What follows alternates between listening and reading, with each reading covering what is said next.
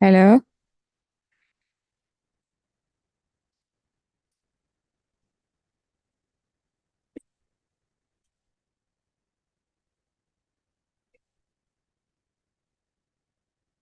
Check, check, check.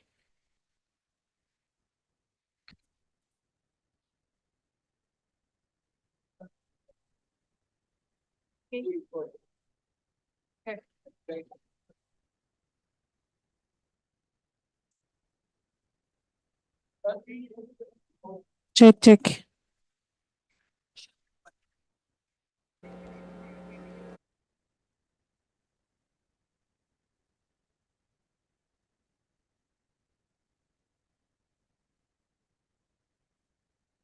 Check.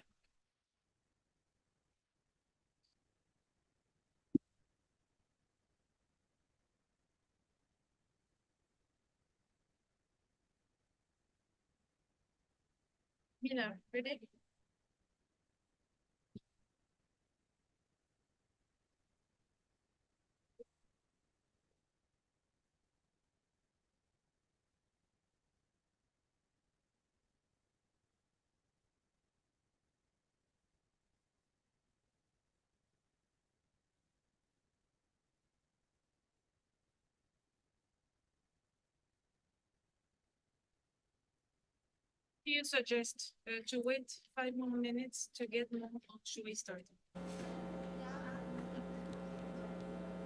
We start.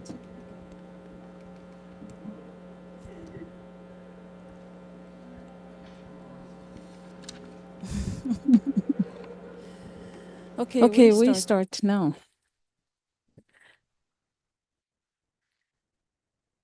Good morning, everyone. All protocol observed. Good morning, distinguished panelists, ladies and gents. Welcome to our session entitled Her Data, Her Policies Towards a Gender Inclusive Data Future. So on behalf of the African Union Development Agency, I am honored to welcome here today for this session, which is actually a continuity of a discussion we started at the African IGF in Addis Ababa. So the African Union Development Agency is mandated to support the socio-economic development of African countries,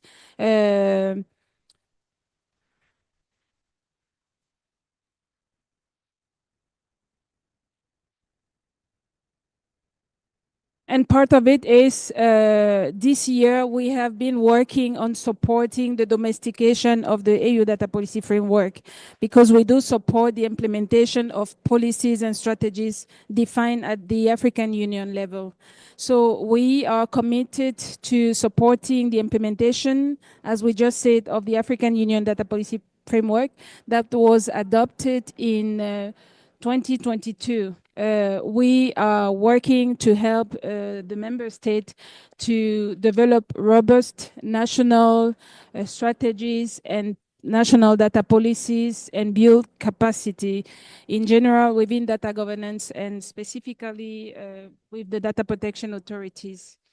As we work to build data-driven economies across the continent, we must be acutely aware of the persistent gender digital divides we have been hearing from the beginning of the forum on Sunday, and the gender gap that exists within the data governance landscape.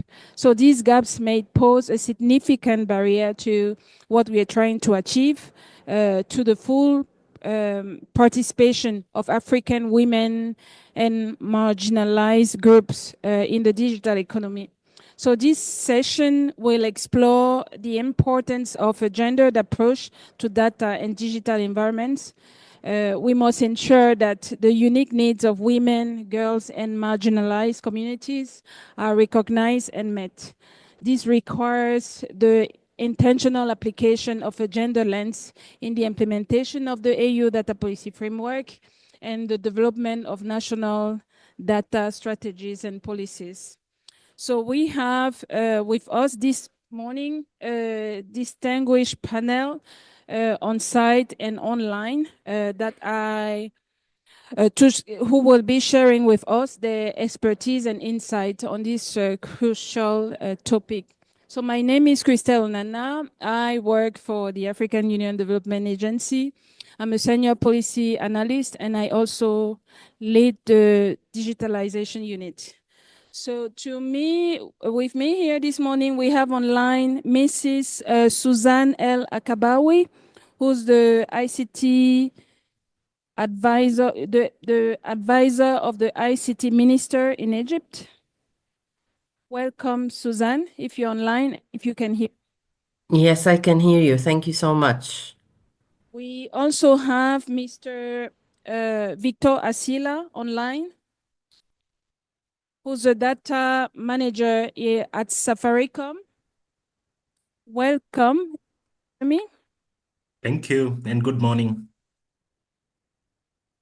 On site, we have Madame Bonita Nyamwere, who's Director of Research at Policy.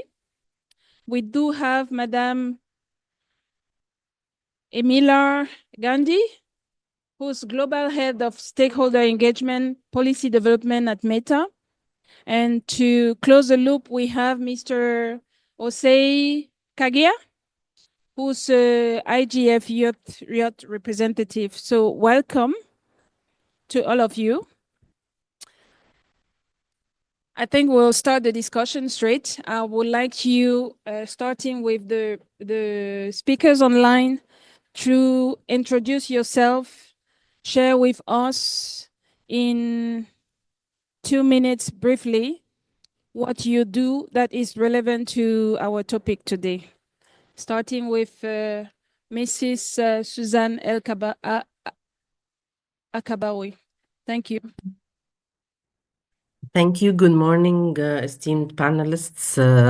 My name is Suzanne Al-Aqabawi. I am advisor to the ICT Minister for Data Governance. My main role when I joined the ministry was to establish the Personal Data Protection Authority of Egypt so that we can implement the personal data law that was issued back in 2020 as part of the creation of a legal context that is favorable for digital transformation. Thank you, Susan. Victor?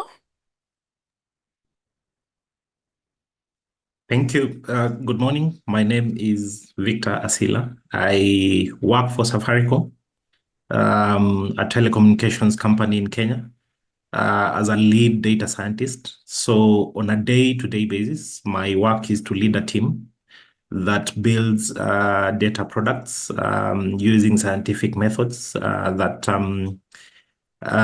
give insights to the business so that the business can work effectively. It's a pleasure being here, and I'm glad to be part of the panel. Thank you, Victor. Bonita? Good morning, everyone. My name is Bonita Nyamwire, and I work for Policy.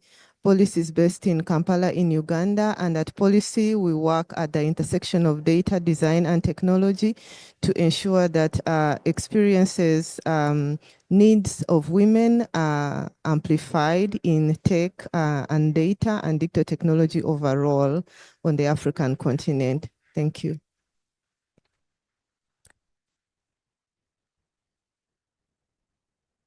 Hello, good morning, good afternoon, depending on where you are joining us from the world.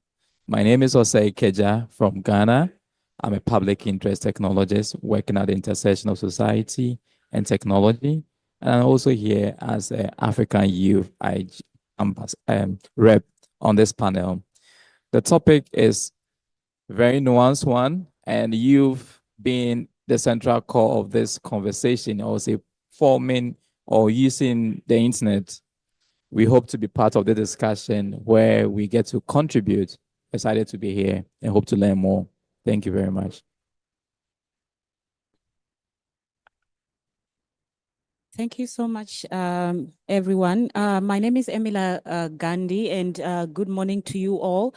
I'm head of stakeholder engagement at Meta, and my role really is to ensure that we have strategies in place to ensure that whenever we are building our products or our policies, we engage externally. We talk to people who use our products, we talk to experts, we talk to people who are interested in the issues that we are dealing with. So that's the team that I work on, and this is an important topic, and thank you so much for including us, and I'm really looking forward to having this discussion and learning from everyone on the panel. Thank you very much. I think now that we know who we are in the room, we can kick off with the discussion. So we'll start with Bonita with the first question. So what for you is a gender inclusive data future, specifically for Africa, and how can it be achieved?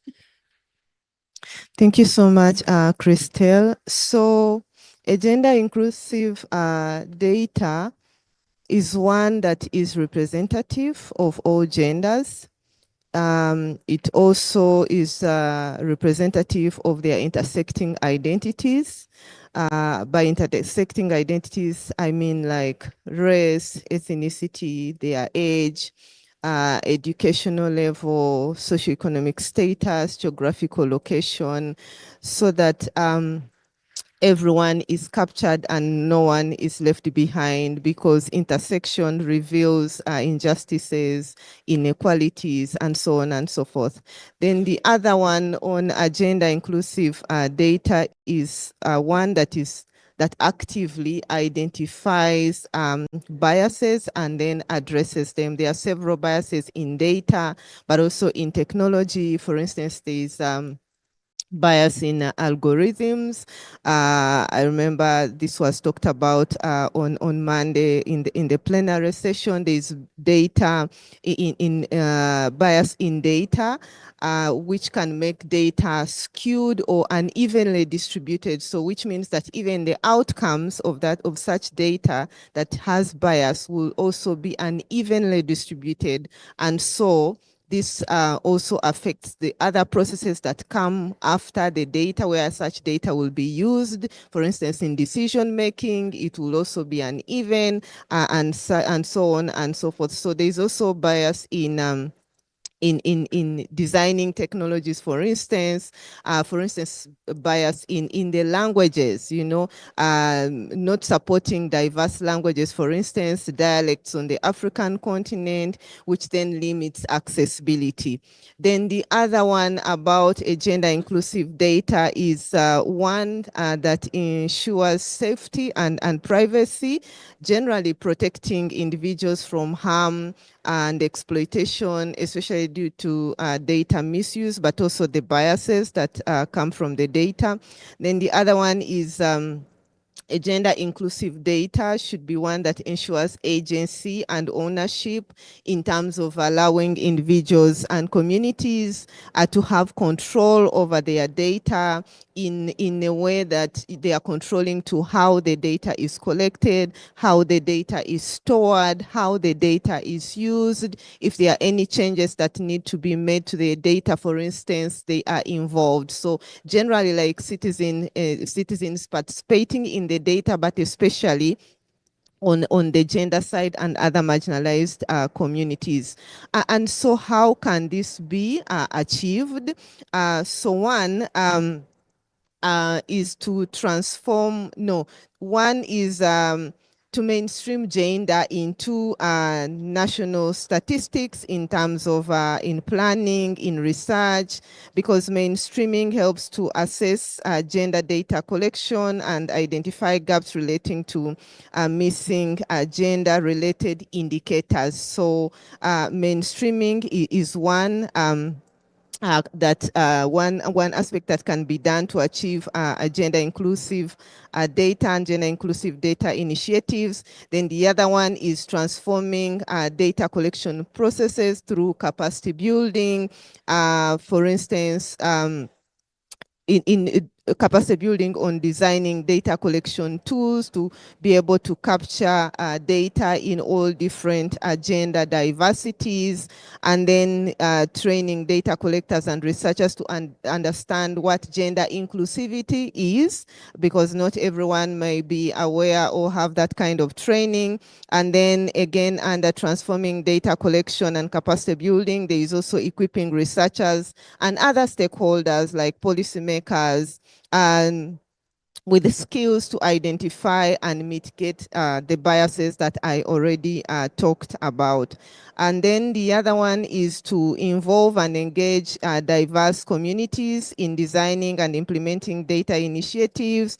For instance, collaborating with women and feminist organizations to align goals and processes of initiatives.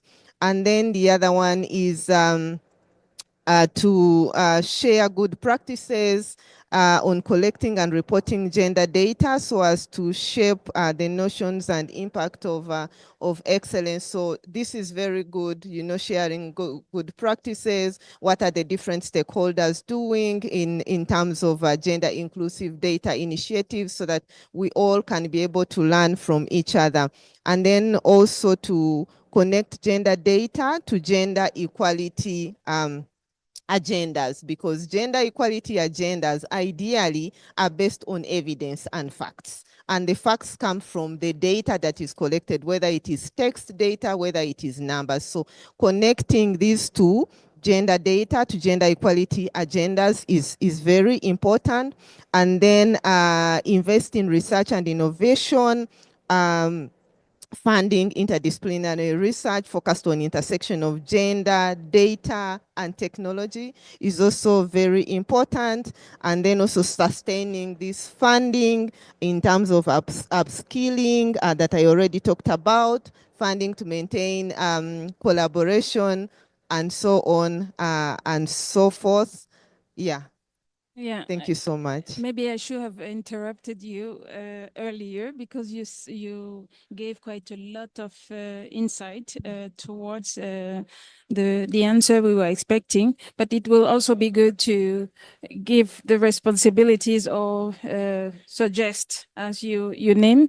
You mentioned quite a lot to answer the question. What I noticed is you mentioned the agenda, inclusive data involving the cultural representation within the design, the algorithm, safety and privacy, the agency and ownership of the communities and the individual. And then lately you were giving the answer to the how can it can be achieved.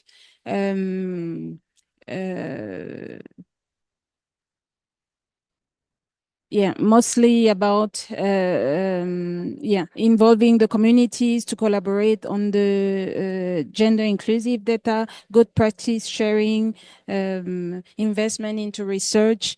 I think we'll leave it there. We need to digest it, and we'll move to the next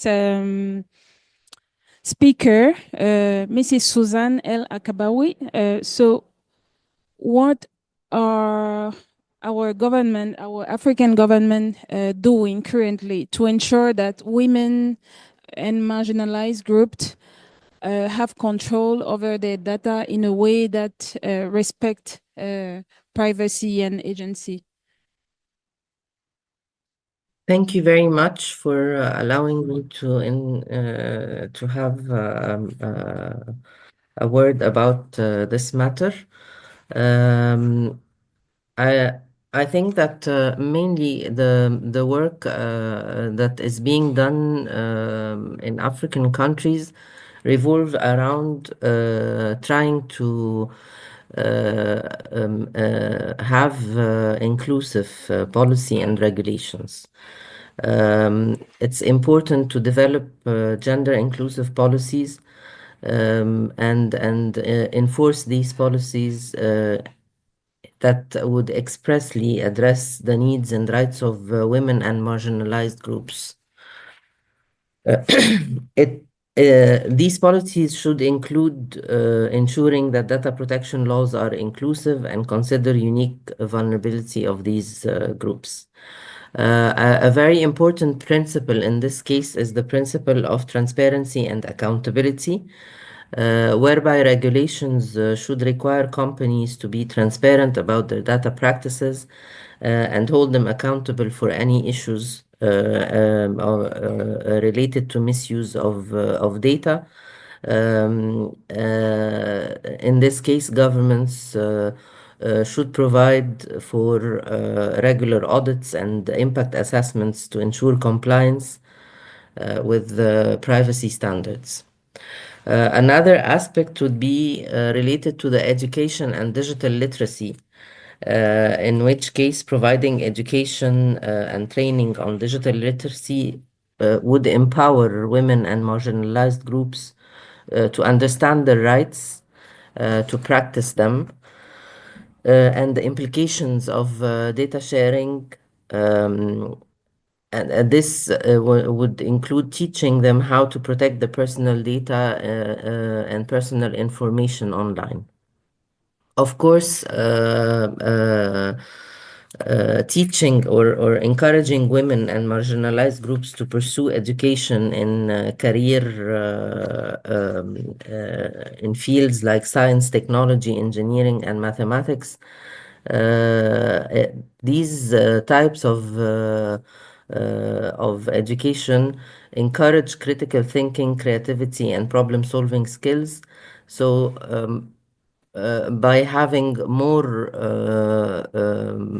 of these people thinking critically, it will help us also implement the laws in a more efficient way. On the side of the businesses, designing tech companies should prioritize the development of technologies that are inclusive and accessible.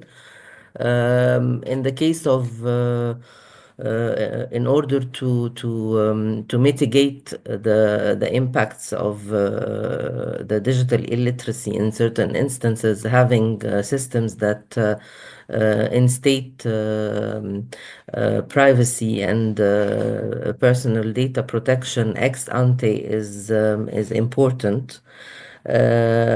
So it's important to think during the design and testing phases, include personal data protection principles is important. As mentioned earlier by my colleague, addressing bias is key. So it's important to implement measures to identify and mitigate bias in data sets. Obviously, recently in AI systems as well. So it's important to use diverse database and involve marginalized groups in the development process to ensure fair and equitable outcomes. Community engagement is another important pillar, whereby both governments and tech companies should actively engage with communities to understand the needs and concerns. And this can obviously be done through consultations, focus groups, partnerships with local organizations. The collaboration with civil society is important as well, because working with NGOs and advocacy groups and other civil society organizations can help ensure that the voices of women and marginalized groups are heard and considered in policy making and technology development. Finally, strengthening personal data protection through data protection laws that are robust and data protection laws that provide strong protection for personal data through the issuance of clear guidelines on how to obtain consent, how to minimize data, and to guarantee the right to access and deletion of personal data where applicable. The implementation of privacy enhancing technologies is becoming important. Encryption, anonymization, and securing data storage to protect users' data from unauthorized access and misuse is an important aspect as well. To give a quick overview of where Egypt stands in this case, Egypt does recognize the importance of data protection, and it has introduced the law 151 of the year 2020. And the law aims at protecting the personal data and penalize the misuse of personal data. So it is part of the strategic goals and the vision, the Egypt Vision 2020, and we work on achieving and guaranteeing a gender equality through the empowerment of women economically, socially, and politically. We do try to give women control over their data. The Personal Data Protection Center has an important projects in this case, ensuring that their privacy and the agency over the data are respected.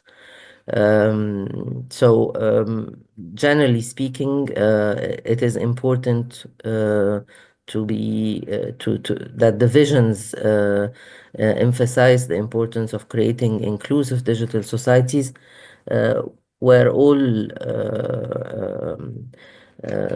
citizens, especially women and marginalized groups, can benefit from digital transformation and protection initiatives. Thank you. Thank you very much, Suzanne, for your very elaborated answer. Allow me to follow up with you on a certain of points that you mentioned. Definitely, our member states are working towards strengthening the data protection authorities and working on enforcing the data protection side of the data for the communities overall, and I'm sure for the minorities, the marginalized group, for the women, for our girls. But you talked about the government that need to work with the companies to be transparent about their data processes. How does this practically happen? That's one. How is it enforced? I would like to ask. What do our state do? That's one.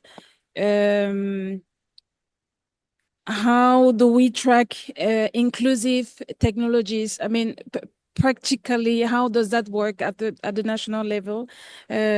What do the government do with the research, the academia?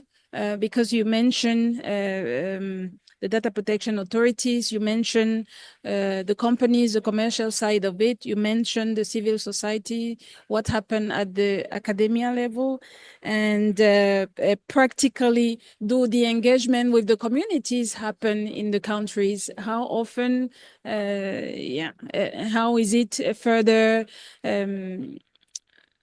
enforced or implemented? How do we measure the impact? How can we evaluate the impact of such engagement? Thank you.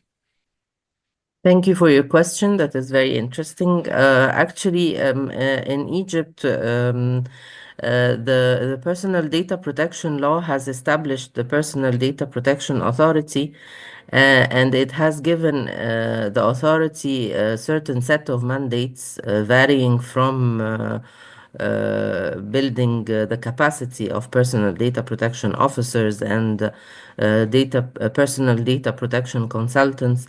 But it has also provided for the controllers and processors to obtain licenses. And in the case of Egypt, this has been an important part because it is allowing the Personal Data Protection Center to review the practices with the tech companies and generally speaking with controllers and processors on sound personal data management practices.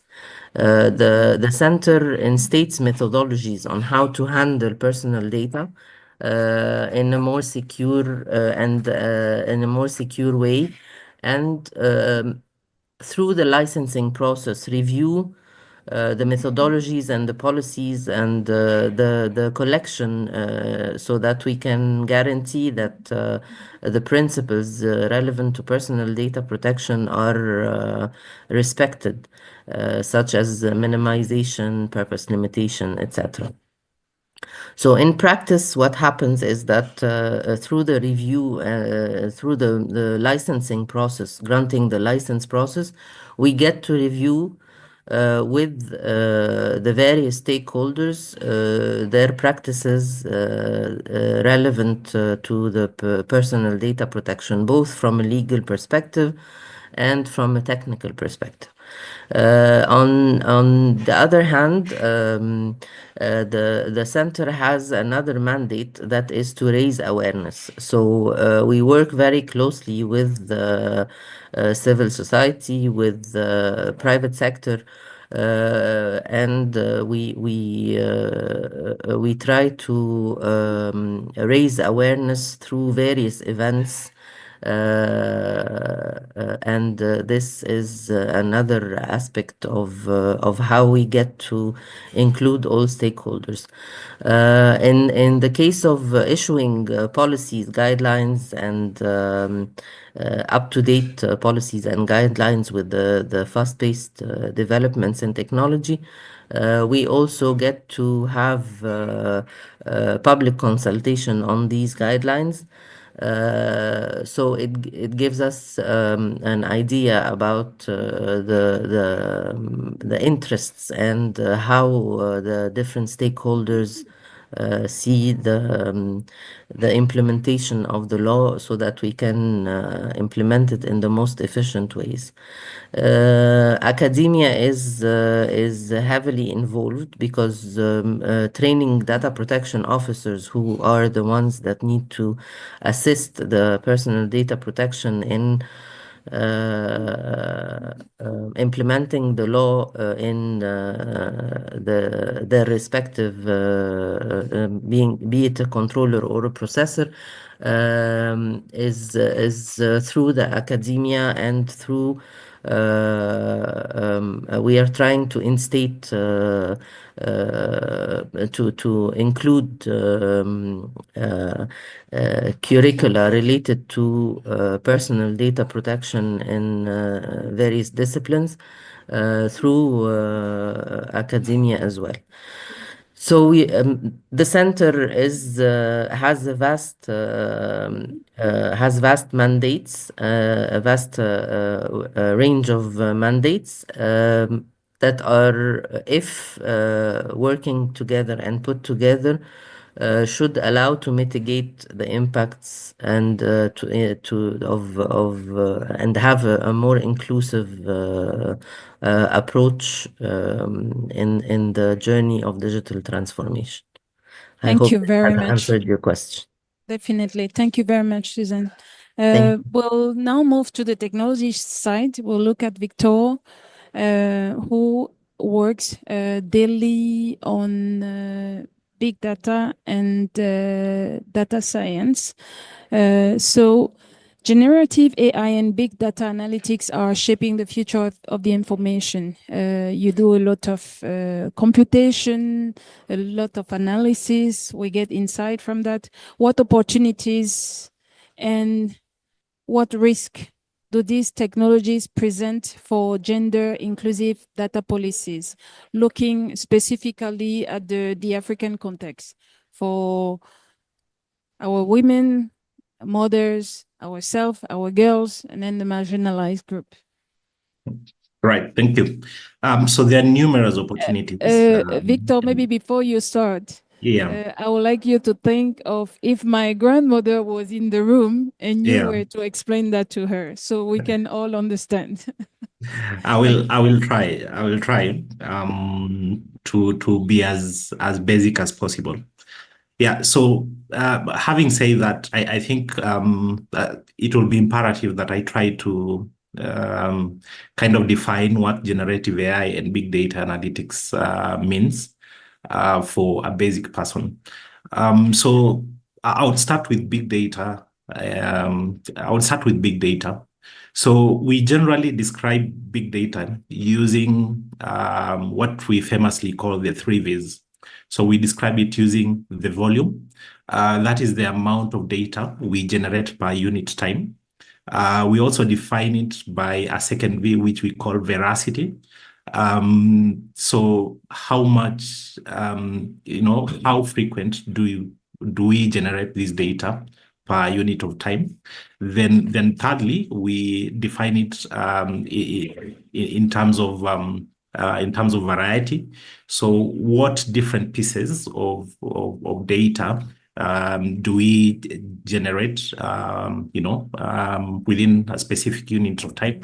So the different data sets that can be generation could be, classified as text, probably images, sound, video, and what have you. So I think from a basic perspective, that's how we describe big data. Then analytics is just the tools and methodologies that we use to get insights from the data, from the big data that we have generated and collected. Now, what is generative AI? So generative AI is a type of AI that can generate new content. And the new content can be a text, can be a word, can be a picture, can be a video, or whatever that is possible within the technology. So I think in that sense, my grandmother should be able to understand what generative AI and what big data means. And moving on to what potential it holds in terms of shaping gender and inclusive data policies. We'll start by opportunities, and I think from a technology point of view, having the ability to generate huge data sets within a unit of time at a faster rate, and having varied types of data being collected, then we have an opportunity, number one, to ensure that we get granular insights, and these insights are not just insights for the sake of insights, but insights that are related to gender disparities, insights that are going to help us identify these gender disparities, and give us a glimpse into the areas that need intervention. So looking at analyzing big data, I mean, we have an opportunity to uncover nuanced patterns and trends that relate to gender. So that's the first part. I mean, we have an opportunity to collect gender-specific data, and we have an opportunity to analyze this gender-specific data to ensure that we uncover the patterns that relate to gender. Then number two, as a practitioner, most of the time we do help the business using data to kind of tailor specific products that speak to specific appetites for our customers. So we can flip that and also use the same technologies to come up with solutions using data that address gender-specific related issues, and in doing so, we are going to promote inclusivity and also promote equity. Now, the second opportunity that I look at from a practitioner perspective is that as practitioners, when we build these models, we use algorithms, and partly these algorithms do propagate the bias that we as humans, the biases that are inherent in the data that we collect, that we generate and collect as humans. And therefore, by propagating these biases, then we inadvertently kind of we kind of perpetuate, the same into the algorithms. So what we can do is that we we usually do what we call algorithmic audits. So from a Safaricom perspective, we specifically come up with policies and practices that each data scientist who is building a model or an algorithm that they adhere to. So part of the checks that we do have is to ensure that the algorithms that we build do not perpetuate biasness and that they are fair and that they are equitable. So from a craft perspective, that's what we do at Safaricom. From also a craft perspective, we try to ensure that the data that we use to build these models and algorithms is as diverse as possible. And one thing we usually do is to ensure that the data is balanced. So we encourage our data scientists to ensure that their data is balanced and that it's inclusive to all groups of interest, and more so, it does not negatively impact any group. A third opportunity that I see is policy development and implementation. Once we have these insights, we can make informed decisions, and therefore policymakers who make these decisions can leverage these insights to craft more effective and inclusive gender policies. There's another bit to that, which is monitoring and evaluation. Since we are collecting timely data, I think we have an opportunity to sort of in a near real time basis. I always believe that we cannot, achieve real time kind of monitoring. But we can achieve a near real-time monitoring where we continuously monitor the impacts of gender policies, providing real-time feedback to our policymakers and enabling them to make adjustments where needed. So I'll quickly cover the risks. So one risk that as a practitioner I see is that is on data privacy and security. So whenever you handle gender-specific information or data, then that exposes you to information that can be used in a negatively way. And therefore, it can fail to it can expose privacy issues of individuals by exposing their sensitive information. So any breach could have serious implications, and therefore for the bad actors, they can use that as an opportunity to misuse that data. It could be misinterpreted inadvertently, leading to policy that can inadvertently harm rather than help the gender inclusivity agenda. So the other one, I think I've spoken about it, which is bias and discrimination. Then we also can run into ethical and legal challenges.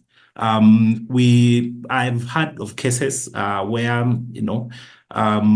some of the companies have been penalized by the regulators because of the biases that the algorithms do inherently carry, and also just by doing that they have failed to adhere to the regulatory compliance landscape around data usage and the complexity of AI. So I think in a nutshell, those are the risks and the opportunities that I see from a practice perspective. Thank you. Thank you very much, Victor. Maybe Emila has something to add there.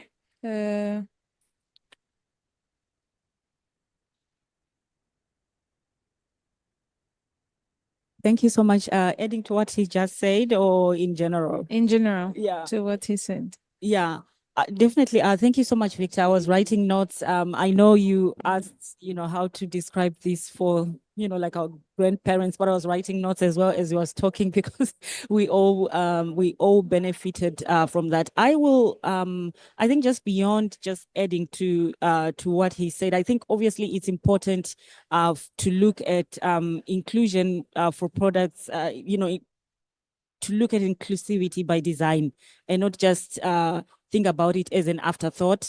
I thought that was really, if that's something that Safaricom is doing, I think that that's something that's really, really great. But just, I think, adding on to what he said, I think for us as a tech company, when we think through about what inclusion means for us, and just going back to what some of my colleagues have already said, for us, in diversity and inclusion for data practices, just obviously it starts not only when you see the product out there. Inclusion for us is at the core of our mission as a company. It defines what we do, and by that I mean, I think let's take a step back, because when we're thinking of just products and policies, we are forgetting that there are people behind them. So I think, and I've seen, I think even some research by policy as well, that it's important for tech companies to even, when they're doing the hiring practices, to actually hire the, people who come from these underrepresented groups. I'm really gratified to see, I think even for Safaricom, you have people like Victor who are leading this work, rather than having someone sitting somewhere trying to design products for a society that they are not, that they are not in, because lived experiences, I think, are very, very important. You might read about something, you might learn about something from books, but actually having lived experiences is important. So for us at Meta, inclusion is at the core of our mission. We hire people, with that in mind. But also when you hire someone, and we know this, professional development is also important because you want to keep them. So making sure that they actually stay, in the company. I've been at Meta for 8 years now, so, I think prioritizing professional development is important. I'll also look at where I work in, which is stakeholder engagement. And for us, stakeholder engagement is not just outreach. And I think for some, it's just focusing on outreach, but we know stakeholder engagement is about relationship building. And once we talk about relationships, particularly for us in these parts of the world, there is the issue of trust. And I'll be the first to acknowledge that there is a trust deficit for us, especially in tech companies and the people that use our platforms. How do we ensure that we build trust? And it's not something that, by just being here at the IGF and having this conversation, we build trust. It's a marathon.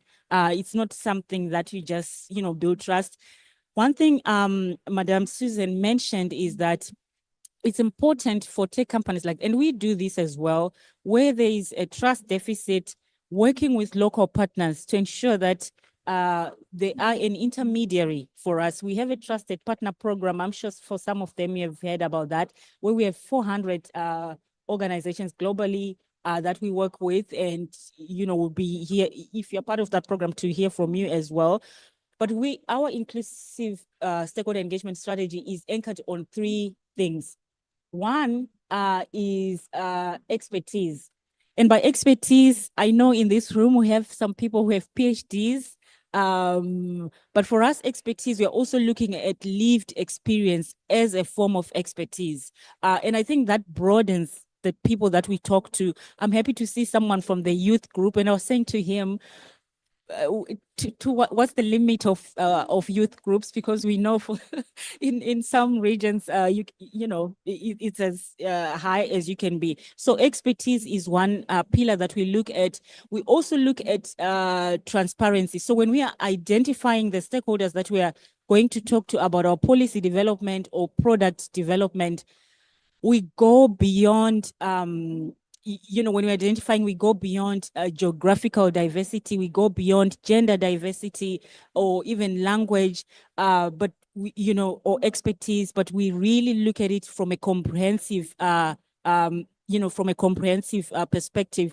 I liked what Bonita said, about intersecting identities, because if we just talk about underrepresented groups, is it women? Is it people with different needs? So there are intersecting identities, I think, that we can look at when we are engaging. And the last one would be transparency.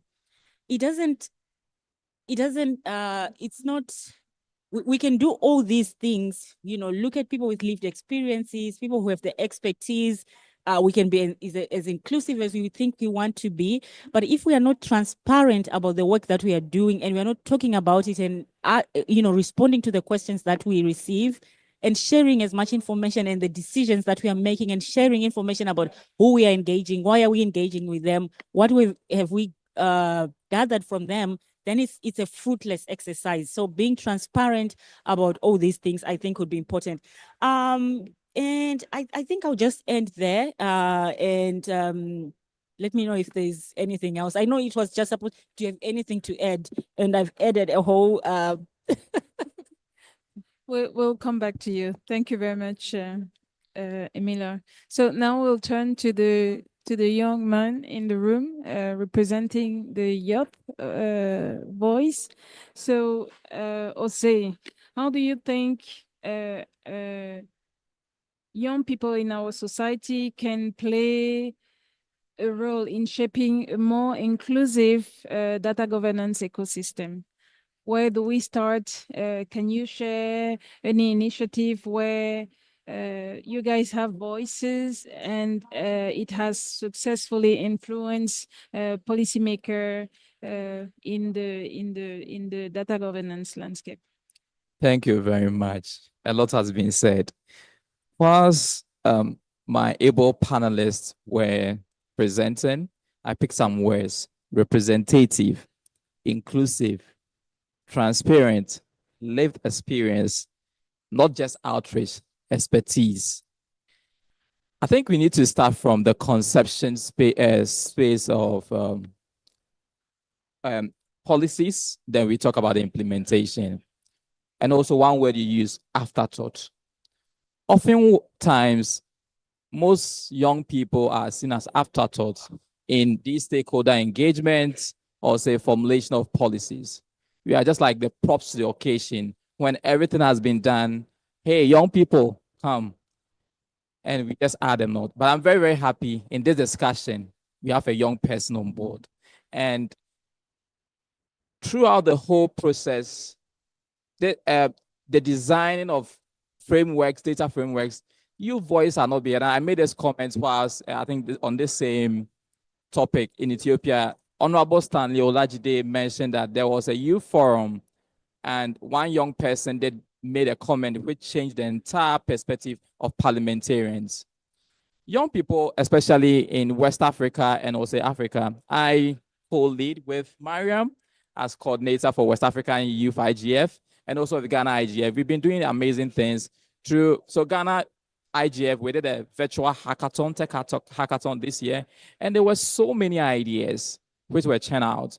We had a report and we did push to our policymakers. But as I said, from the conception stage to the implementation stage, there's that kind of big gap. Young people are left out. The implementation process or say legislative process, young people are left out. We have the expertise too. We are not saying we are a repository of all knowledge or we are monolith of knowledge. We know better than our fathers or say our mothers. No, but we need to be included.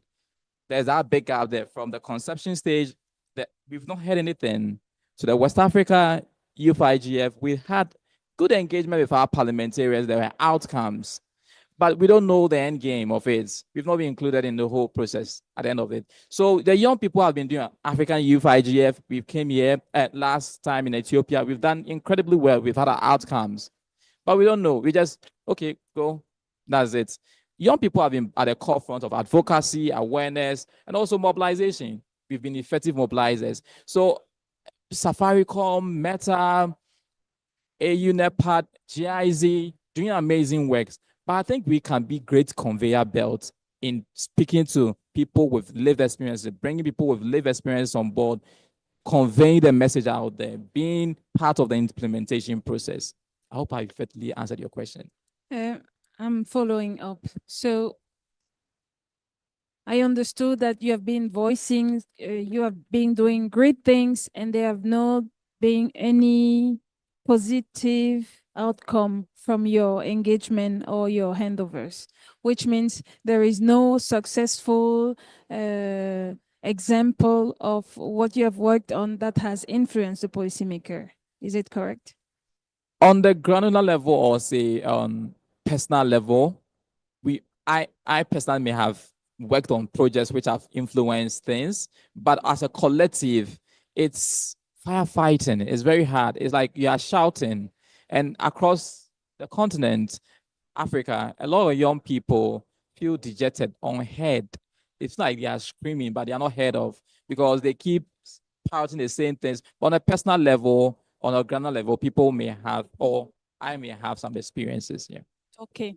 May I follow up by asking, so what do you recommend, 2 to 3 recommendation practical on how we can engage and make sure that your voice are not only heard, but act upon on regarding the issues we're discussing now, to the policymakers, to the private sector, to the researcher, to us as a development agency, to the partners? Shared vision. I would like to quote my favorite teacher from primary school. He said, if you know the road and you don't know where you are going, it will lead to nowhere. So we need to have a shared vision. So from the conception stage to the implementation stage, we know where we are going so that the young people might be bought into the idea. We are going here, we are going here, that's how we are going. And also system thinking. We need to continuously think through things. There may be some faults from the conceptualization or say frameworks where we can piece things together, the jigsaw, we can piece things together so that we know we are moving somewhere, continuously thinking through things, through linear complexity or say diverse complexity. We need to continually think through things.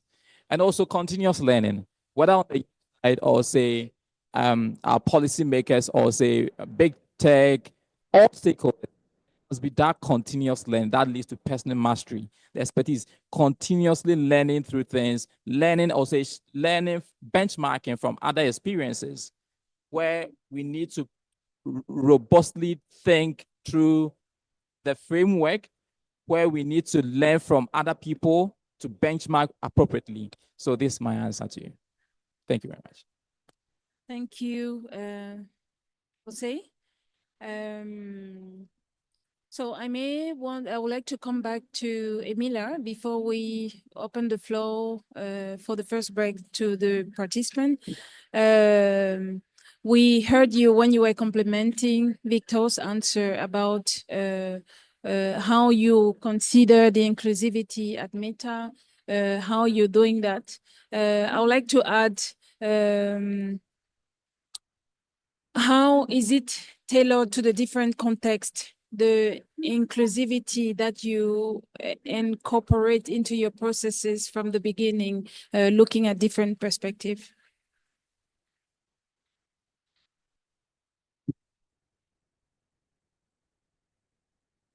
Thank you so much. Thank you. That's a very important question. I think before I even respond to that, I think I was just writing notes on what he was saying, and I think also youth need as much support as possible to get to where they are going once there's a shared vision.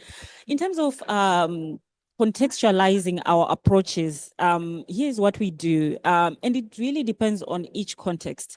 But what's important for us, first of all, is really to ensure that external stakeholders, when we are engaging, are involved right from the beginning. So it's not when we are now going out to them, but actually understanding what are their issues. What is it that we need to prioritize?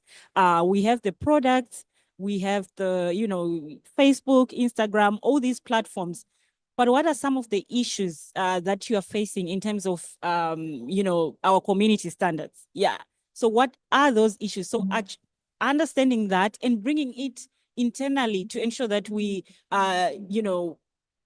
when we look at our policies, we look at that, from that lens. So that's number one. So ensuring that we are actually prioritizing issues that we hear on the ground, that we hear from local participants. The second thing is actually devising our engagement approach with with an understanding of our stakeholders. And by this I mean not all formats of engagement can work with different stakeholders. Zoom, there's a Zoom fatigue. I don't want to say Zoom. There's not like company Zoom, but there is just engaging virtually. For some, it doesn't work. That's number one. Some people prefer face to face. Also understanding language, because we know different languages. What we might express in English is not what it is in isiZulu or in other languages. So really understanding who needs to be in the room as well. I might be the one working on the issue, but for him to understand, maybe I'm not the one who can talk to him about it. Can we do it via policy, or can we do it through other organizations? So understanding that to ensure that our engagement strategy speaks to that. So what I'm trying to say here is that there are processes that we have to put in place before we get to the destination, as we are saying. So many ways, I think, of slicing the cake. Since you started talking, I was about to say, what have you done in relation to the youth? Talking about that, can you share with us practically? Or what we've done with the youth. So first of all, considering the point that he mentioned, to be embarked from the beginning, having the vision as yes. So what have we done with the youth? Quite a number of initiatives. So I can start one around capacity building, because we also know that for youth to actually contribute meaningfully into our product and policies developments, you have to understand the issues. Otherwise, just you and me talking will not be as useful. So one of the things that we have done is to put resources into capacity building initiatives like the African Internet Governance School, which I think the last one was in Addis. So making sure that initiatives like that are well supported and well resourced. Also supporting some of the local youth IGFs as well, supporting in terms of resources, but also ensuring that we even have some of our internal experts, if you invite them to some of the events. The other thing also is we talked about recruitment, but also even actually, having programs where we have some young people working within the company and also learning what is happening, and ensuring that they can bring that, through internships, through placements as well, to ensure that they can bring some of the things that they learn, externally. We're also working with some universities as well to support their programs around tech, degrees or apprenticeships or, courses as well. So quite a few multifaceted ways that we are working with the youth. But we also know that it's not something that we can do by ourselves. So we'll need to work with governments like Madam Susan's departments, or other organizations like policy, who are already entrenched in the processes, and NEPAD as well, who are already doing quite a lot with Agenda 2063 and all these other things. Thank you very much, Emila. We'd like to pause here for now to open the floor to the participant on site, but also online, if we do have questions before we continue. Maybe we'll look online first with our online moderator, Catherine. Do we have questions? So we have one question from Gaharnai, who says, greetings from Afghanistan. Could anyone share a sample of the strategy to draw on it? Yeah, so I think it's not particularly about the discussion, but maybe of the strategy, like the one we gave in the description, the AU data policy framework and the strategies we are developing. But I'm not sure if the tech support can allow him to ask his question. Maybe we can try to find out if you lies with the participant online, and then we come back to you to have a more accurate question. I will suggest. So we'll take a question on site. Yes, Melody.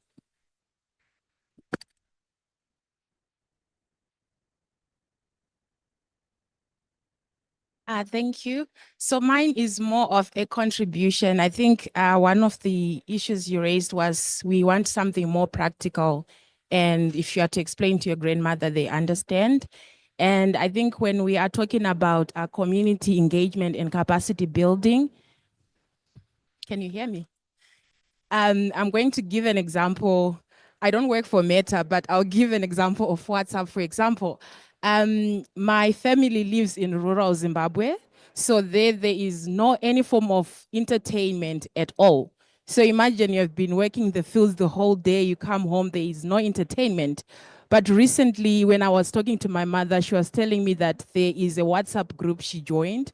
So every week they post like a chapter of a novel. Then she sits with her daughters-in-law and they read the novel. So I was thinking that capacity building and community engagement should not be that difficult. It's about finding something that will facilitate an engagement with your community. So if it means using a WhatsApp platform, for example, to reach out to so many people and talking about issues of privacy, we're talking about issues of gender inclusion and access to data, that would be one way. I think something very practical and a way of actually reaching out to the communities. Yes, I don't work for Meta, but I think it's quite relevant. And in my context, I find it quite useful as well.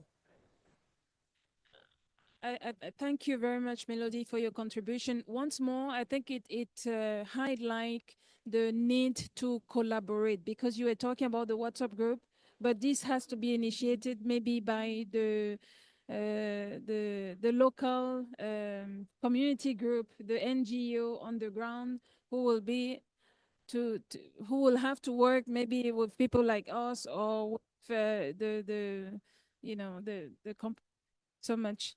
Any other questions on site? The ladies, no question. Yeah. The men, no question. Okay. We come back to our online participant question. Has it been refined? Maybe we'll open it to the panelists if they would like to contribute to it, as it has been drafted.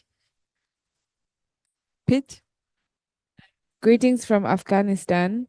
Could anyone share a sample of the strategy to draw on it? Thank you.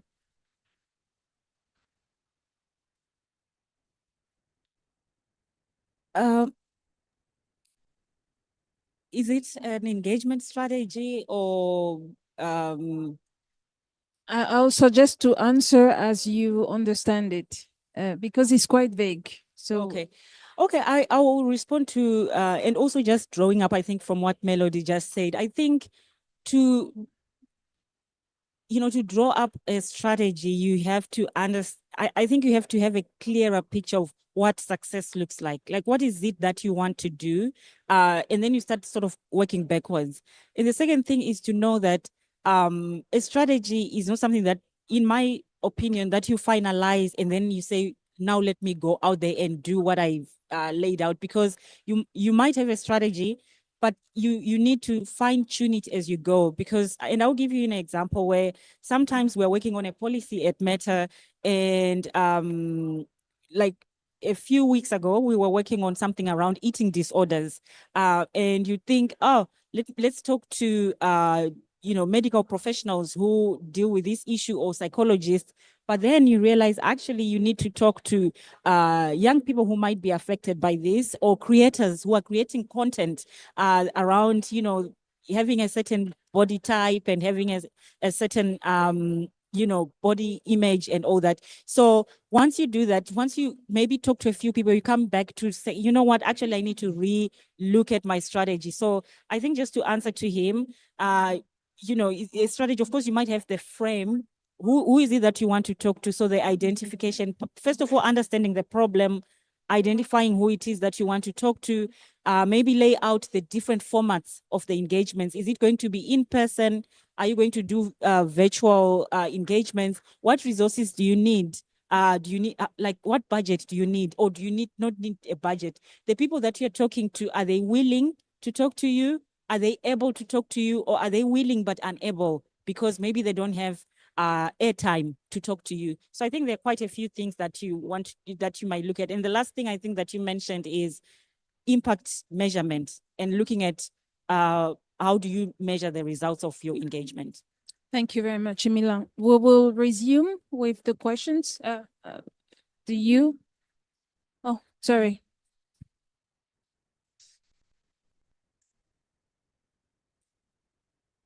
Hi, can you hear me? Good, good. Good morning or good afternoon for those online in case they're tuning in from somewhere in the afternoon. I come from the Gambia, and there was an issue for the FGM bill that was called to be amended, and it caused a riot in the country. And a lot of people from the local communities and from the urban areas as well, they came out and had, I think, about a week or two. It was the country was in uproar. They didn't want the bill amended. Some of it wanted the bill to be just out. And it kind of calls on to show how people, when they're concerned about something, when they understand what it is, they actually push for it. And so in my country, for instance, we've had the data protection bill drafted since 2019. We're in 2024 now. It's been 5 years. And so we don't have that kind of uproar or that kind of concern from civil society, from the students, young people, from the academia or anything like that, that much that concerned like they were with the FGM. And although this is an important issue as well, I think data is also an important issue. So the context is in such a way that people don't understand data, its importance, why it needs to be protected, and what measures are to be put in place to ensure that there's inclusive data policy, inclusive data future that we're talking about here. So what can the various stakeholders, the policymakers, the youth, the big tech companies, the academia, and government do to ensure that people have a deeper and more concise understanding of data, its importance, and things like that? What can they do collaboratively or at individual levels as well to kind of build that understanding within the community? Thank you very much for your question. I believe some of the answer to the question has been given, but I will open the floor again. I'll let the panelists, maybe starting with Suzanne, to tell us what can the country do for the citizen to be aware, to be sensitized about such issues in such a way that they feel concerned or they react when need be. Suzanne, please. I'm sorry, I won't open my video because I have an internet issue, so I'm barely hearing most of what's happening. If Okay. I understand well your question, you're asking about what governments should do. Could you please repeat the question again?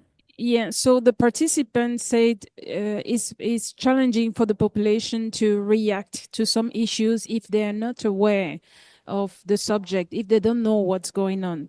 And we all understood, or we all know that data is very important, data protection, data privacy is important. What can be done by, the question was, what can be done by the different stakeholders to ensure that the population, the citizen are sensitized, aware of the importance of data management, data protection, data privacy, data security issues? Okay, thank you very much. Let me tell you that the issue with data protection is that we used to have relationships between human beings that see each other. And now with digital transformation, we are sharing our data with people we don't know. And the fact that we don't know the risks associated with such sharing is what is an actual problem. Because if we understand the risks of misuse, the value of personal data, and how it has become a very valuable asset to the citizen and to businesses, it then becomes embedded in the culture and inherent to our day-to-day actions. So governments mainly their role would be to raise awareness on various aspects, raise awareness about the rights to citizens, raise awareness about the risks associated with with the mishandling of personal data, putting in place a proper taxonomy of risks is important. Having scenarios of the risks associated with misuse of data shared with citizens so that they understand the importance of protecting their personal data and the value of their data and how to ask what will be done with their data is important. This is mainly done through education. It takes a long time because there will be an important cultural shift associated with this. Most African countries are warm countries and they feel closer when they share their data to each other. And now we are putting them in a context where the most of the services are moving to a digital space where they don't know what is happening and where this data will end up being with. So it's important to raise awareness. It's important also to give a lot of responsibility and accountability to the companies and controllers and processors about the importance of properly handling data. Governments should emphasize the value of data as an asset that is worthy of protection, like any other asset a company would have. That it gives a competitive edge when there is security of personal data. People will be more encouraged to deal with those who have sound personal data practices. Cascading down methodologies on controllers and processors on how to handle the data and how to secure it and how to see the value and draw value out of it will encourage them to implement those practices and internal policies that allow such protection.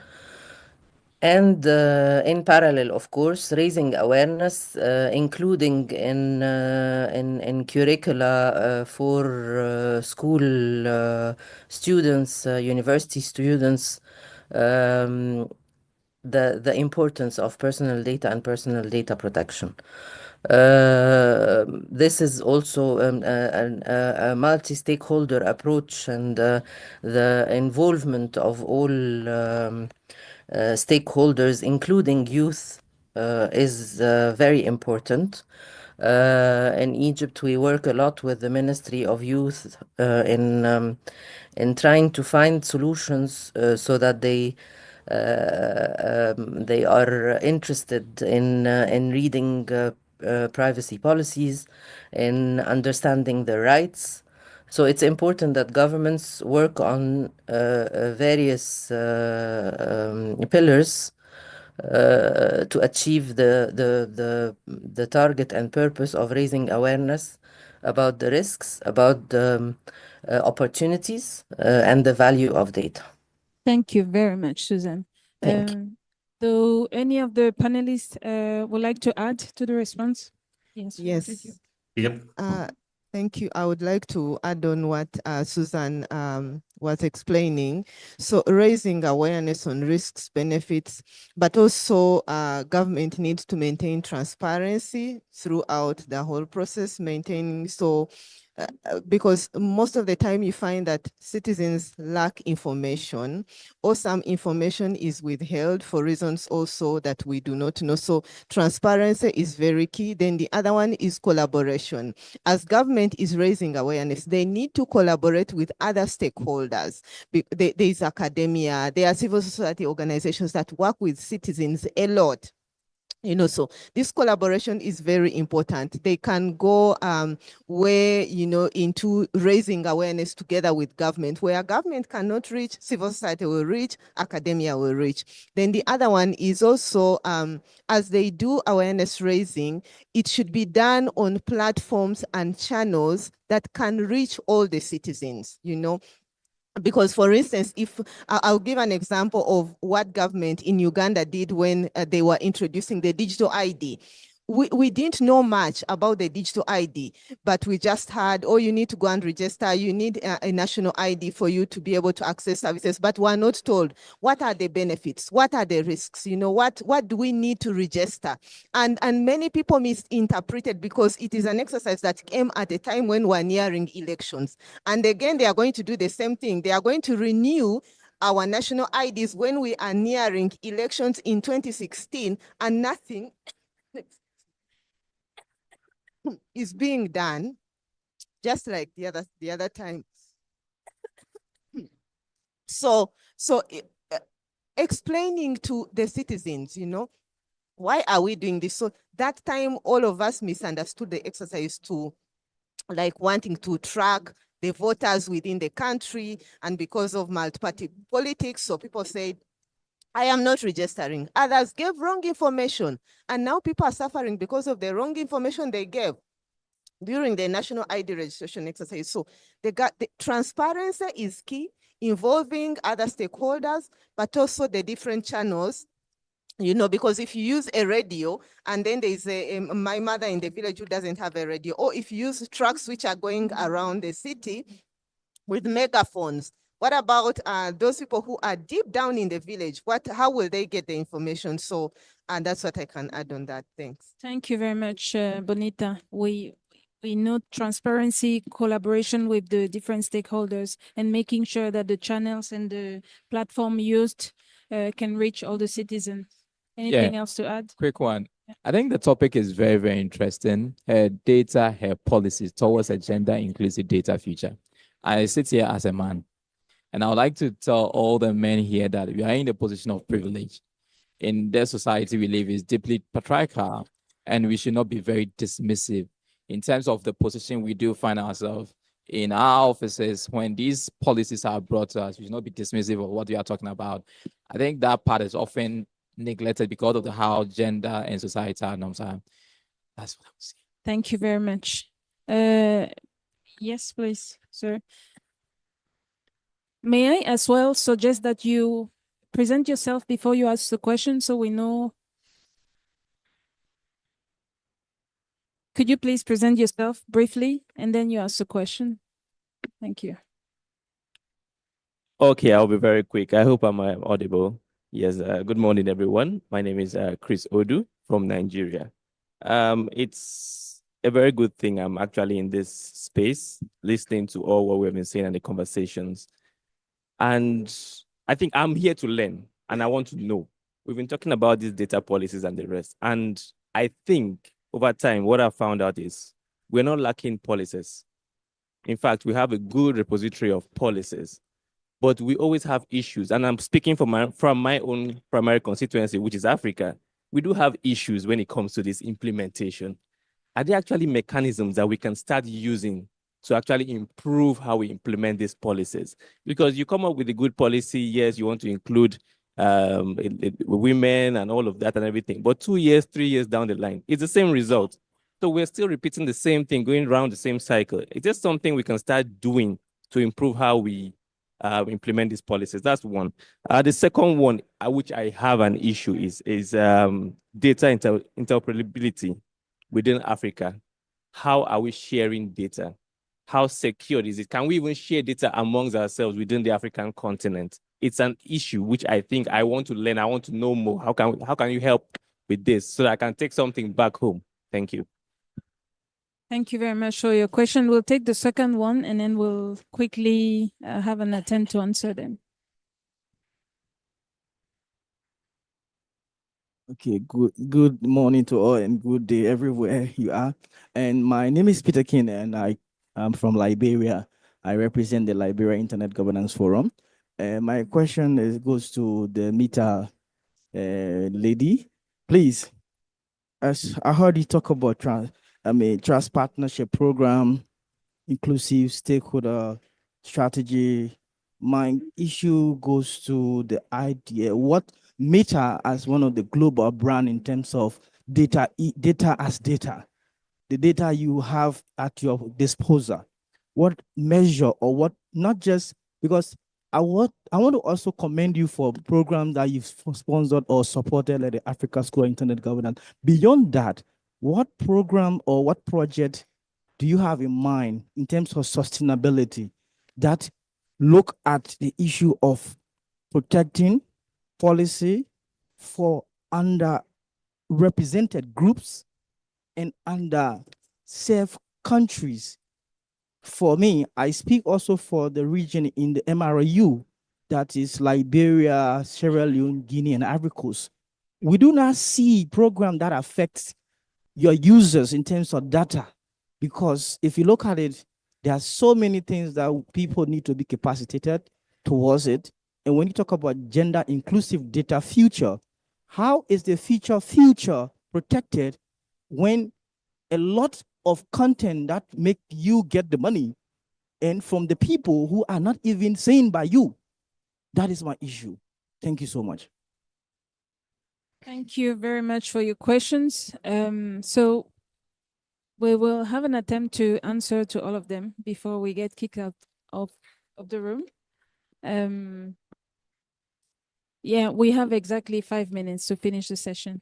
Oh, so do you want me to jump in quickly? Yes, please. So we have 5 minutes, and we can always discuss later. So good to hear from you. We have a team that's responsible for Anglophone speaking countries, and I'll be happy to introduce you to that team as well, because I think, yes, local partnerships, and the example that I gave is just one of the many things that we are working on. But as you say, I think it's so difficult to just say these things in these big forums, but you're not seeing something at the local level. And it will be great, I think, for you to meet with some of our local teams as well. Yeah. There was a question about the implementation of the policies. So one of the participants said he doesn't think that we lack policies, but we lack the implementation of the. Does any of the panelists would like to take that? Yeah, thank you very much. Oftentimes, the importance of data protection frameworks or say laws are often misconstrued in the sense of the policy communication around it. I know for a fact in 2022 or 2023, I stand to be correct, Nigeria implemented the Data Protection Act, which is very, very paramount, very, very necessary. But the policy communication around it. So the average person is seen as, oh, these data frameworks, it's not necessary. But Africa has come a long way. So far, more than 30 countries have developed frameworks, and it's still a work in progress. And data interoperability is quite a big issue, but I think we are also making a significant stride as a continent, Africa, but the issue has to be trust. The issue has to be trust, so we need to build on trust, and most importantly too is the policy communication around it.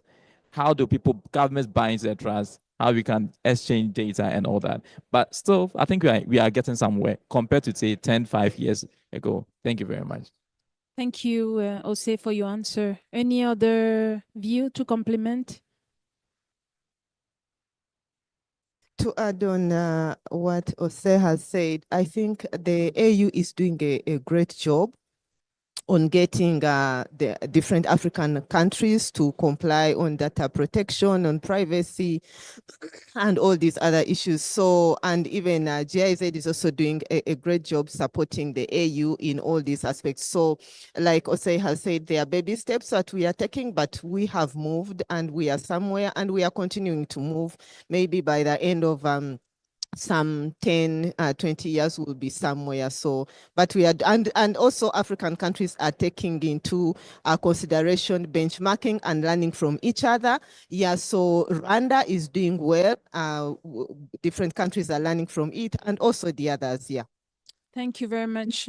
Just to re-emphasize what you just said, the work is on progress. We are doing baby steps, but eventually we'll be there. So indeed, we may not be lacking the policies and the regulation, but even in the way we develop them, we are now including implementation plans, which means that we have the intent to have them implemented, domesticated, and potentially enforced. That's one. This is the work that we're doing. We work for a development agency. Our mandate is to implement the policies that are defined at the union level. So we are making progress. And to re-say what has been said during the week, we talk about harmonization. It may be an ideal concept, but we are looking into aligning policies regionally, aligning them continentally. So there is a projection to have the system, the technology, all that to communicate. Let's put it this way. So before we get kicked out of the room, I would like each of my distinguished panelists maybe to say a word to resume our conversation today. One word. We'll start with Suzanne and Victor online, and then we'll move back to the room. Thank you. It's really difficult to say just one word, but I think that the main word I like is education. I believe education is the key to understanding, to securing, to critically think, and it's important that we keep raising awareness and educating people about their rights, their duties, and responsibilize them to act soundly Thank you very this new much. era. Thank you very much, Suzanne. Victor? Yeah, thank you. So I'll summarize it in a sentence or two. So we have something we say One in word. South Africa. We train for the world. So we train. One word. We train for the world. One word. Skills. Thank you. Emila? Collaboration. Thank you. Multi-stakeholder. Thank you. Inclusivity. Thank you.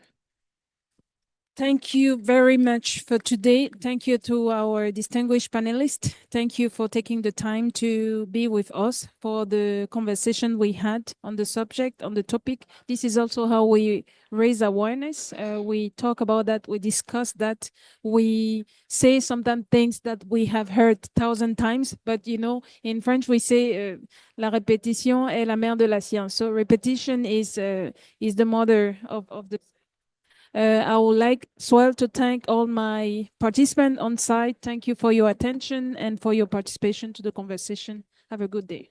Bye. Have a good day too. I would Bye. like to invite the room to have a family picture before we get again kicked out of the room. Thank you.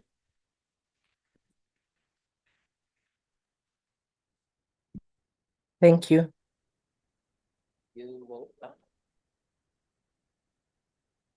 Oh, no, it's not like yeah.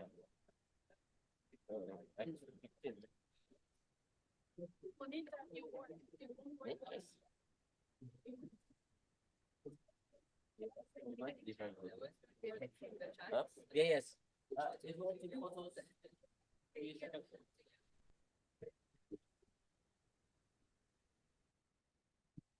I bring this. It's the people who are not.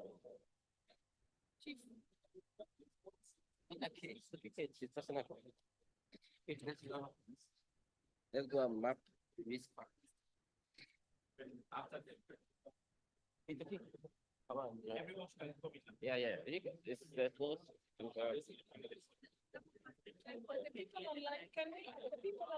And they've disconnected them already.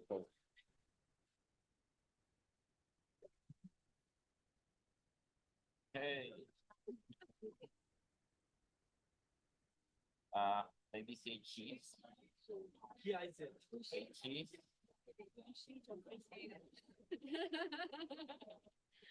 Okay, thank you so much. Good call.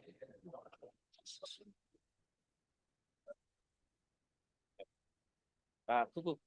They say she's close. They've disconnected. Sorry. Last section.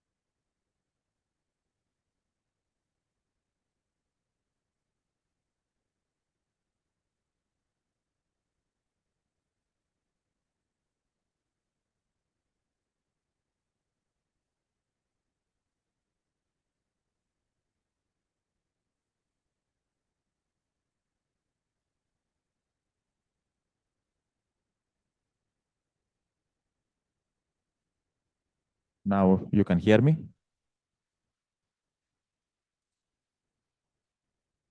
Can hear me? Now you can hear me. Which is the channel? One. Oh, great. Thank you. Thank you very much. I can.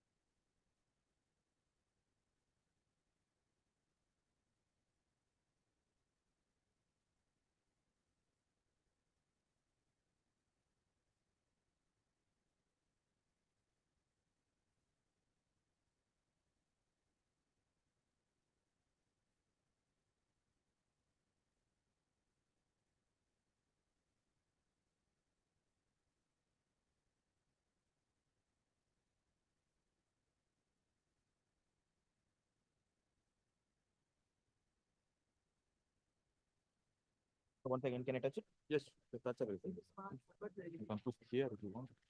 Inside the pocket, it's okay.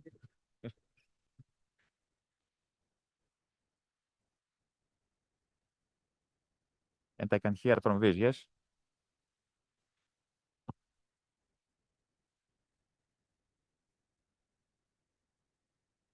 Okay. Do I have to push something, to press something or no? Yes. Now I talk. Yes, now I talk. Can you hear me or is it okay? So I don't do anything. So you just wear your headphones so you can hear yourself. Okay. How I hear the other ones? Other ones that will come. The other one means from other person that's talking, right? How I will hear them? Use the headphones. Oh, the headphones. Okay. So once you wear that, you can listen yourself as well there. You understood? One moment. Now I can speak here. I can hear also or no? You won't hear the one who's far away from you. Yes. You need to wear these so you can hear them very well. Okay. So on top of that, I will hear this. Okay. I have that thing. Okay, I have it. Okay.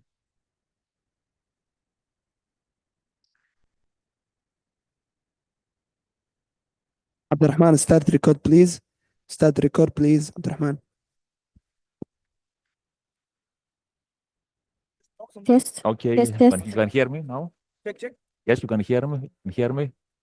Can you hear me? Can you hear me? Yes, but you cannot hear me. Can you hear me? Can you hear me? Can you hear me? Can you hear me now? Can you hear me? Okay. Okay. Okay. Put it here. Thanks. Okay, we start. You have the microphone, yes?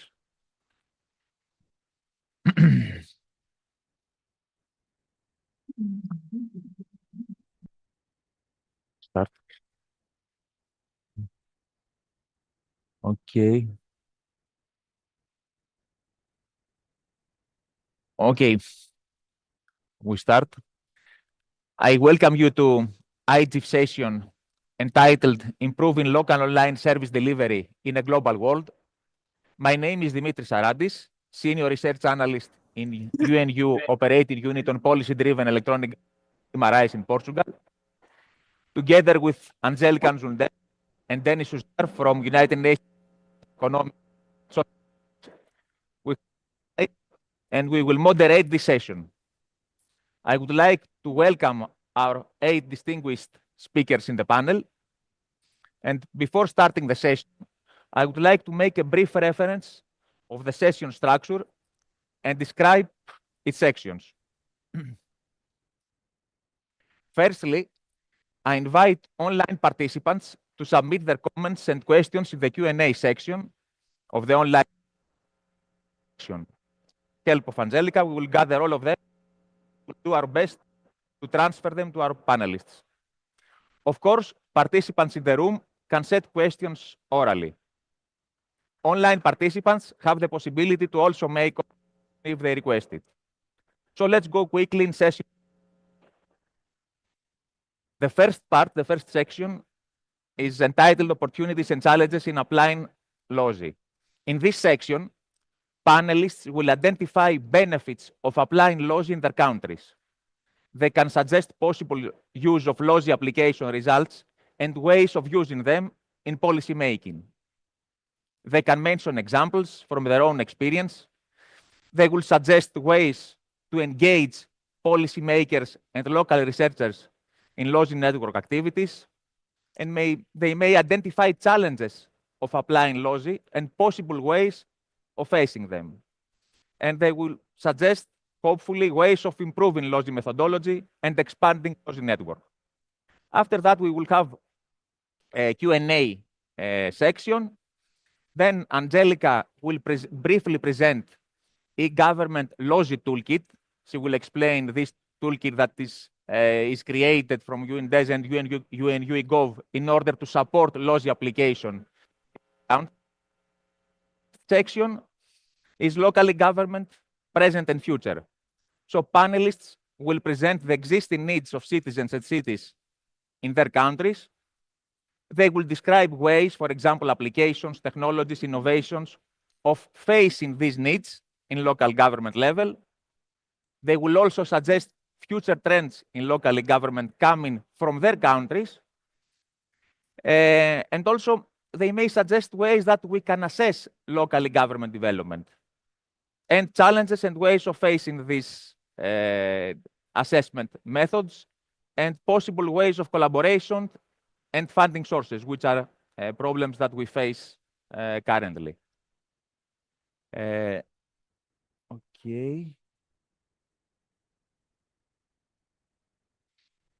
Okay, before going to the panelists, I will say, let's say, the main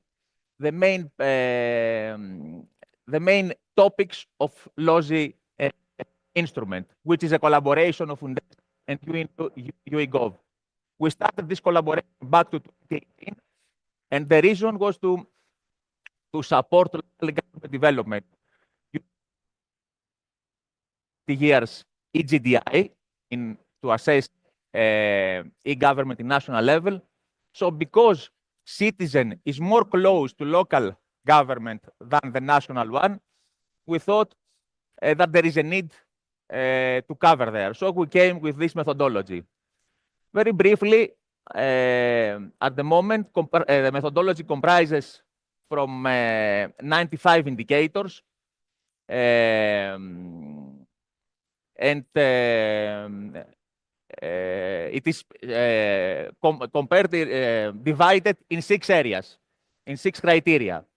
In brackets, you can see the indicators for each that we use for each criteria. The first one is institutional framework. The next one is content provision. So we assess aspects about content. Then services provision. So what online services are provided by the city. Participation and engagement. The next one, technology. The fifth, and the recently introduced one, e-government literacy.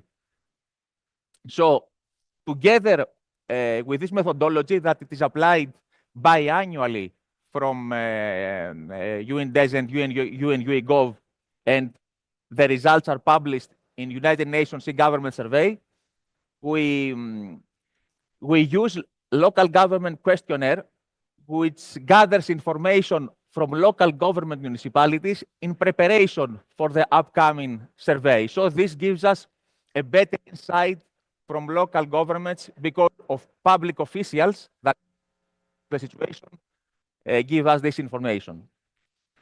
The results from this assessment are published in United Nations e-government knowledge base and biannually, and you can see them in detail, all the results of the city. So we will not spend more time on that. We apply this methodology in the most populous city of each country, of the 193 member states. So because there is applied in more cities worldwide, we designed and applied the idea of LOSI network, which invites interested institutions to participate with their resources and with our support, UNDESA and UNUEGov, in order to apply LOSI methodology in a larger number of cities in their country, after signing a memorandum of understanding.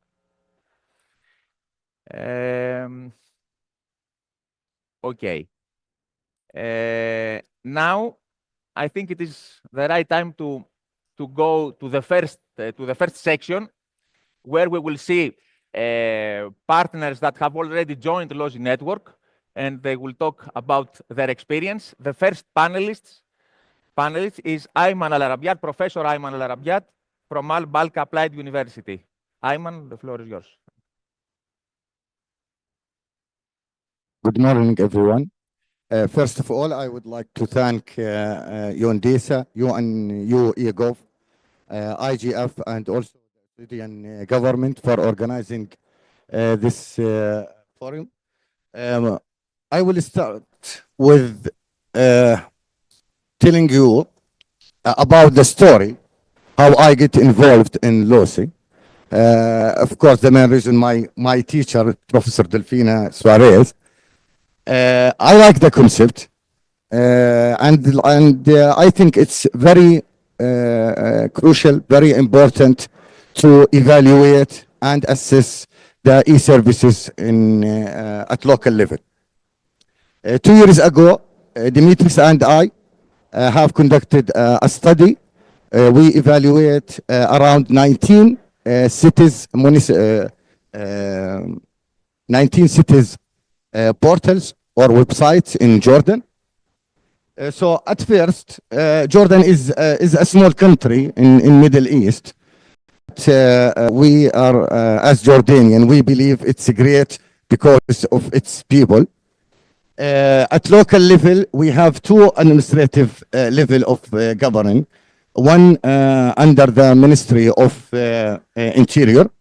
For the municipalities, they are controlled under the local or the Ministry of Local Administration.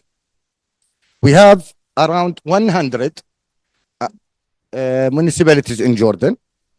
However, the majority of Jordanian municipalities has a financial problem because of many financial situation in Jordan. The main expenses in Jordan municipalities goes to salaries around from 50 to 85% of municipalities budget goes to salaries. As I said, we have evaluated around 19 cities in Jordan.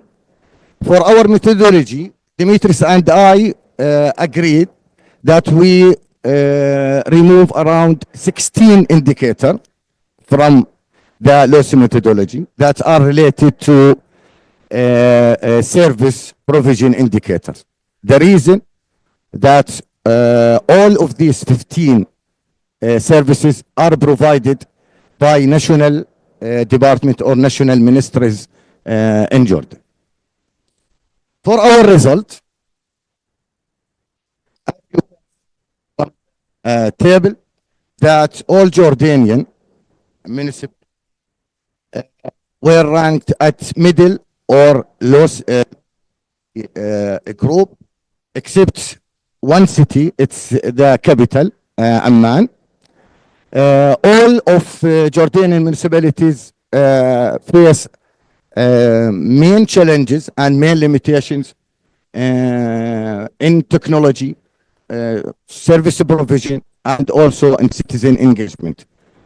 However, our results indicate that small municipalities sometimes doing better more than larger municipalities, despite having fewer resources. Maybe that's related to the vision or the strategy that those small municipalities have taken in their perspective. Now, after we have done our study, we promote LOSI in Jordan. How we did that? We sent our report to local administrative ministry. We also have interactive lectures with Greater Amman municipalities. And we have online session with the Arab Smart Cities Network that are located in Jordan. At that session, around 100 person from around 70 municipalities have attended that online session. Now, for the challenges and opportunities, in fact, we face a main challenge regarding the awareness of local administrative or local official about the international evaluation. They are not familiar with that. They also have limited resources, and the digital transformation is not in the top of their priority. Of course, there were a resistance to change that we found it when we talked to them. And also, I deliver some a training program in IPA. It's an institution of public administration in Jordan for many times, and the attendance were from many municipalities, and they do not have full awareness of the importance of digital transformation, and if they have, they don't know how to move to digital transformation. The second challenge is regarding how we could transform this theoretical result into practical actions. For our opportunity, I think we should work in the long-term strategy for engagement. We have started some initial talk with the Ministry of Local Administration in Jordan. And also, we are trying to collaborate with potential partners like Arab Smart Cities Forum. They are expressed they are willing to participate and with us in the next study that we are going to do in 2025. So thank you very much for your listening. So of course, any valuable suggestions will be welcome. Thank you very much. Thank you, Dimitris. Thank you, Professor Al Arabiat, especially for the challenges and the ways that we can move forward engaging policymakers in using LOSI results. Let's move now to the second speaker, Dr. Gayatri Doctor from CEPT University in India, which is an online speaker. And Dr. Gayatri, we welcome you. Please, the floor is yours. Thank you very much. First of all, I would like to thank UNDESA, UNU eGov, and IGF for having this open forum, giving an opportunity to talk about the LOSI experience and the pilot studies that we have done in India. Can I have the next slide, please?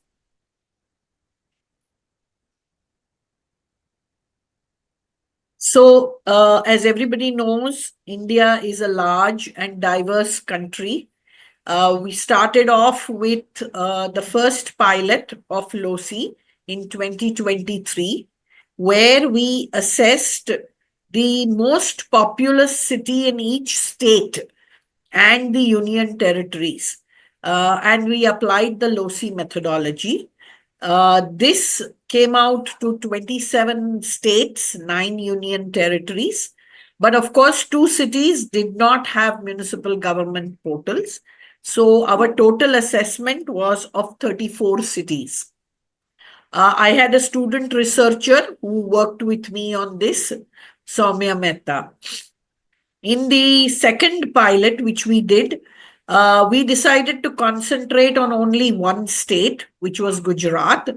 And in Gujarat, we targeted 53 urban local bodies or 53 cities, which was across municipal corporations and municipalities with the municipal governance portals. And we also tried to study 2 cities where they did not have a municipal government portal.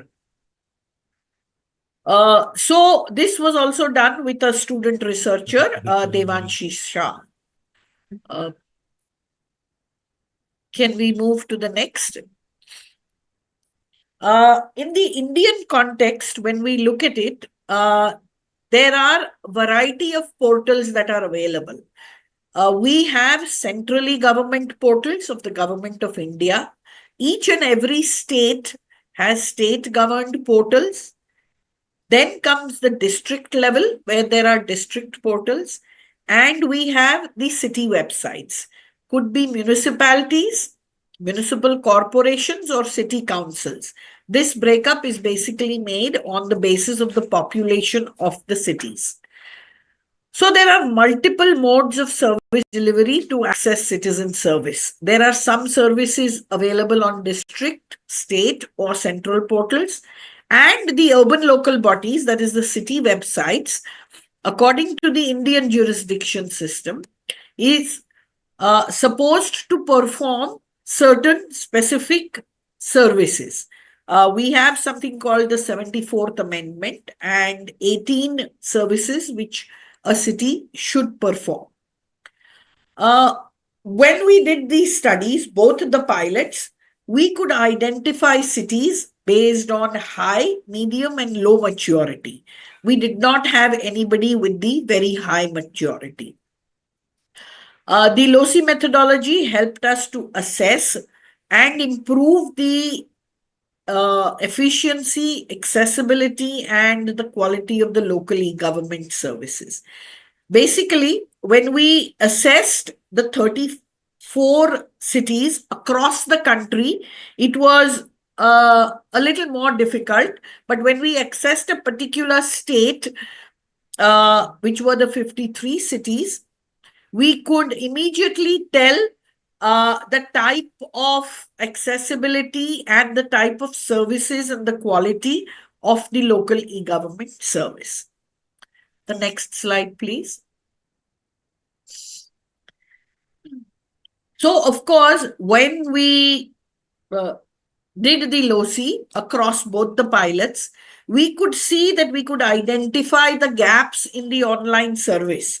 So there were some cities which were in the high, some in the middle, some in the low. So why were they? So we could see the cities which there was transparency and accountability, and it helped us make some informed decisions as to which cities needed more information on their websites and things like that.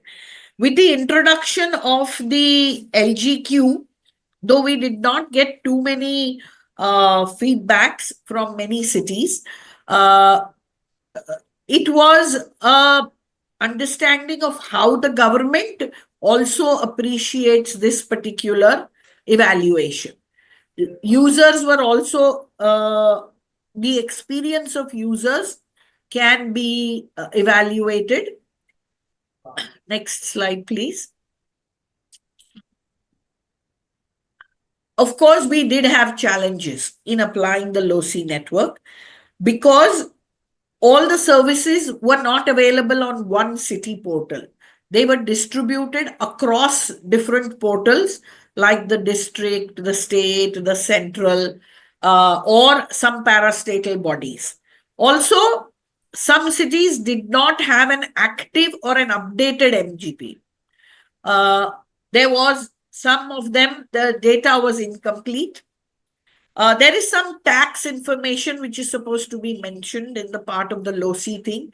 But in India, there are various forms of tax: income tax, property tax, professional tax. So all these were not, it was difficult to capture all the elements in the current LOCI. And also, the organizational structure under LOCI in the infrastructure institution setup, the organization structure has to be defined, which varies depending on the classification of the cities. So there were these type of challenges, and India being a diverse country, we have lots of languages. So the availability of the MGP accessible in multiple languages is also a constraint. Of course, once you give suggestions, there is always some sort of resistance to change, to implement the suggestions. In addition to which, resource constraints, both financial and human at the local government level, are always there. Next slide, please.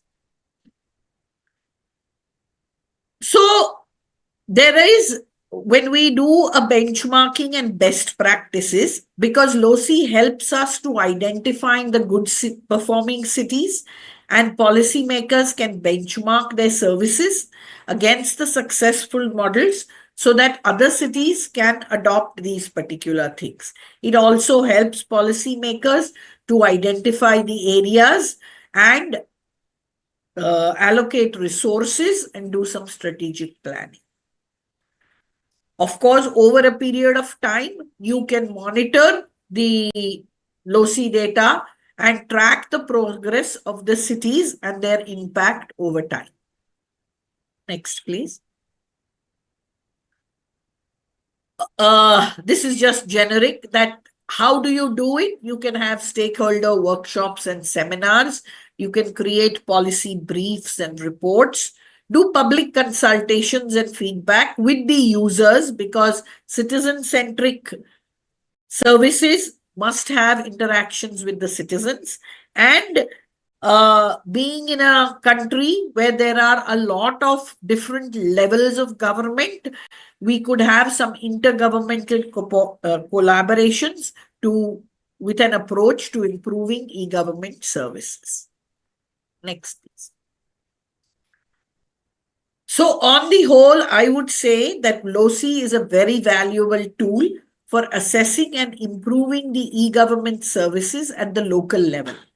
It helps in service improvement, resource allocation, policy formulation, benchmarking and best practices, capacity building and citizen engagement, and transparency and accountability. Thank you. The way forward, we are going to be doing a LOCI pilot 3 in 2025, where we would be even studying in the Indian context, there is a state-level e-service delivery system.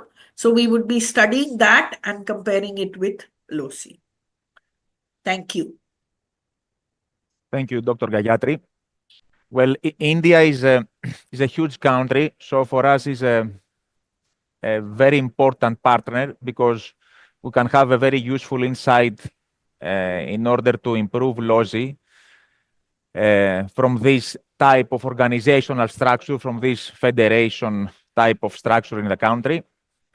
And I will just highlight here this aspect. The organizational structure in India varies depending on the classification of cities. They have municipal corporations, municipalities, different types of organizational units.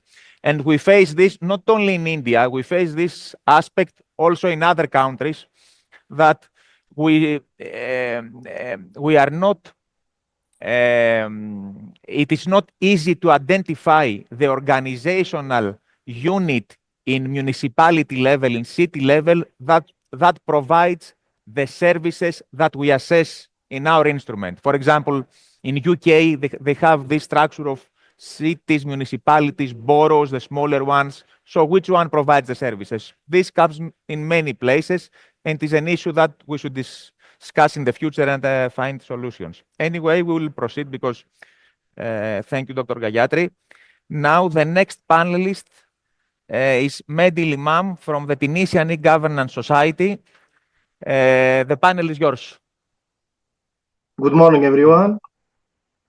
I'm Mehdi Limam, a member of the Tunisian E-Governance Society, and today I have the pleasure to share with you the experience of implementing the LOCI methodology in Tunisia and to discuss the opportunities and challenges it presents.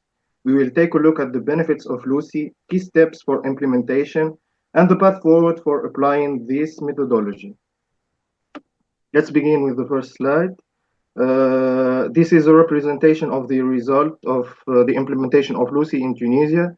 We evaluated 24 municipality portal across the 24 states. As you can see, only 9 achieved the rank of middle, while the rest have low scores. We won't dive too much into the results. For full details, I encourage you to consult our report, which outlines our findings and insights from our evaluation. Next, LOCI has proven to be a powerful tool in enhancing local government. By evaluating the government portals, Lucy can help identifying specific weaknesses, enabling municipalities to improve their services, which can lead to more user-friendly and efficient portals. Additionally, benchmarking digital maturity through Lucy provides the municipalities with clear metrics, allowing them to strategically plan their digital transformation. One of Lucy's greatest strengths is its ability to foster collaboration by learning from global best practices. Lucy enables governments to benefit from shared experiences. Countries that applied the methodology can serve as valuable case studies. Now, in the next slide, the question is, how can other countries effectively implement Lucy? Based on our experience in Tunisia, there are three key steps. First, as we can see, we can start with the EGDI scores. Analyzing the country EGDI scores provides a strong foundation for understanding the digital maturity of the country. The next step will be leveraging the UN local government toolkit, as we see in the next slide. This toolkit provides guidance on Lucy indicators with concrete examples. And the final step, we suggest studying the country background to determine which criteria are likely to be present and which ones are not likely to be provided. This will help save time and ensure a more efficient evaluation. But implementation is just the beginning.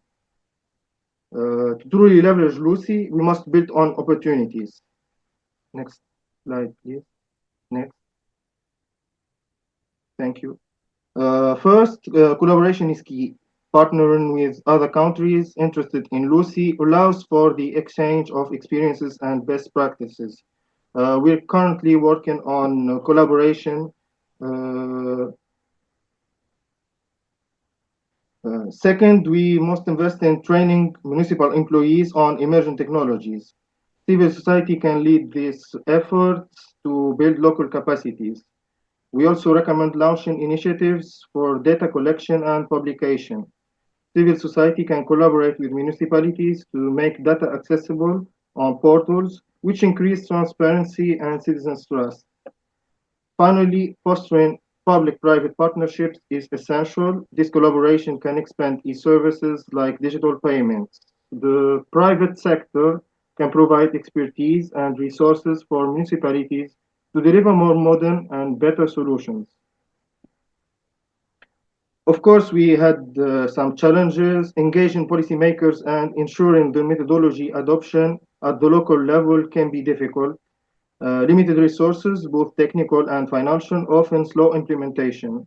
Also, ensuring consistent stakeholders' engagement and overcoming resistance to change in local government can be challenging.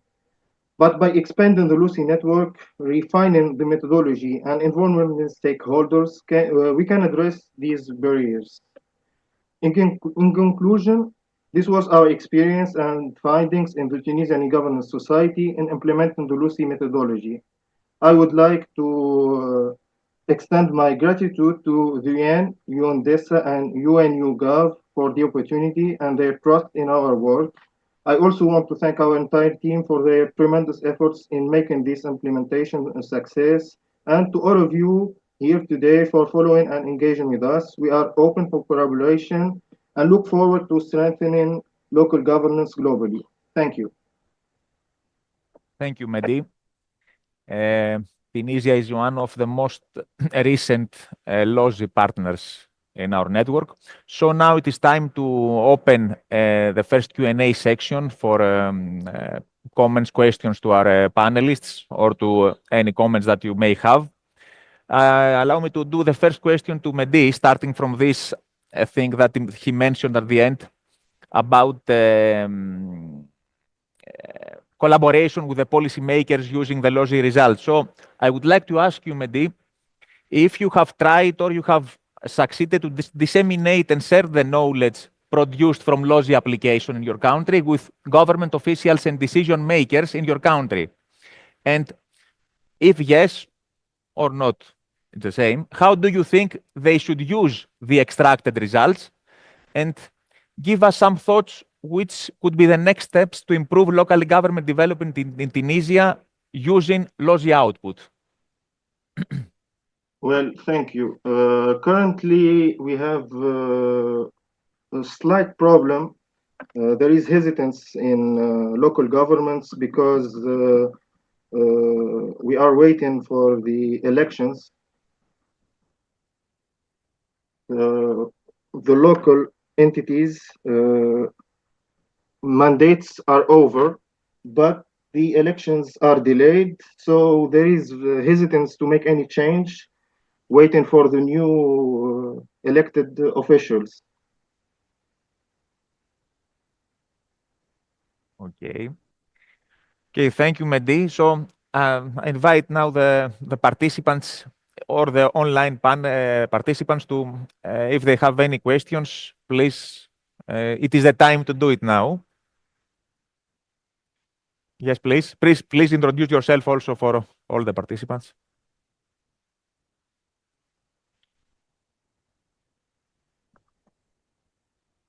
Hello, yeah, my name is Yang Wanzhen from the Seoul National University Research Team for doing the application of the LOSI methodologies in South Korea. So we just concluded all the researches and submitted the drafts to the UN DESA, and we are trying to wait for the comment right now.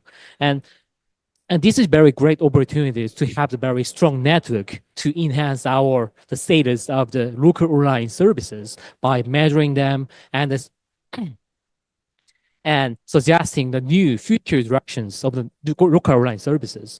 So I believe as this index dated in every 2 years, and that's why they can to date and continuously suggesting the most challenging indicators, such as the rise of the use of AI and update of the internet, the standards. But in here, I try to ask the very one good question about the new future direction of the LOSI. So I believe that one of the strong role and the purpose of LOSI is providing some guideline for the local government, like acting like a lighthouse, showing them the way, how the future looks like. So in here, I try to mention that the struggles, I'm not going to ask this as the challenges, but struggles we have in the South Korea. So as a background, the South Korean cities consider that one of the most developed countries in terms of the data governments and online services. So in our research they show that a lot of the cities, they have very high score in terms of the LOSIs. But the most strong part we had is that some of the services that is indicated in the LOSI index is not authorized to provide in the local government, because a lot of services that's mentioned in the LOSI is not allowed to provide by the local government. Some of them are controlled and provided by central government or the state government or provincial governments. So I believe the very similar problem was already mentioned in the Indian cases and any other cities, something like that. So in these kind of cases, so what are the future directions we should have in the side of the UNESA and the UNU? That is one of the questions I should ask. So how we deal with these kind of struggles? Thank you. Thank you. Thank you very much for the question. Well, I don't know if I have the answer. The only thing that I can say is that we have identified clearly this problem. This is one of the basic problems that we face. Designing the indicators specifically for the services criterion, because our colleague here identifies this problem that not all cities in the world provide the same services and are authorized from the government to provide the same services in local level. So this is an issue that we should face. We try to do our best and identify let's say, the most common services that are used in all cities around the world. It's very difficult to do that. What I can say is that LOSI network is a solution, maybe partly in this problem, because what we do with our partners in each country is to identify their specific needs in their context, in their national context, and adjust those services in the specific case. So this is a solution. But again, when we go to the UN government survey every 2 years, it is very difficult to find the ideal set of services for each city. You can understand that it is very difficult. Finally, an answer to this would be the citizen at the end is not interested if he or she receives the service from the city or from the central government. Finally, he should receive the service that he expects to receive. So we have this approach in our methodology. We don't seek and ask in the assessment if the city provides the service, but if the municipality website gives the access to this service. So, for example, if they give the link to the national government for this service, this is enough because the citizen can receive this service in the way that he wants, she wants. But yes, this is a very interesting hot topic for us. And for this reason, we have something for you at the end.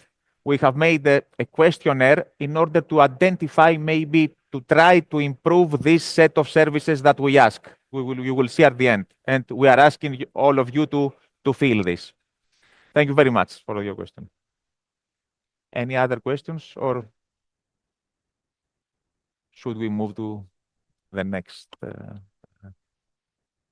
If not, okay, now Angelica will take the floor from you in DESA, and she will give you a brief presentation of a very useful toolkit that we have designed and offer to everyone. It is publicly open, and yeah, she will say more about that in a while. Angelica? Yeah.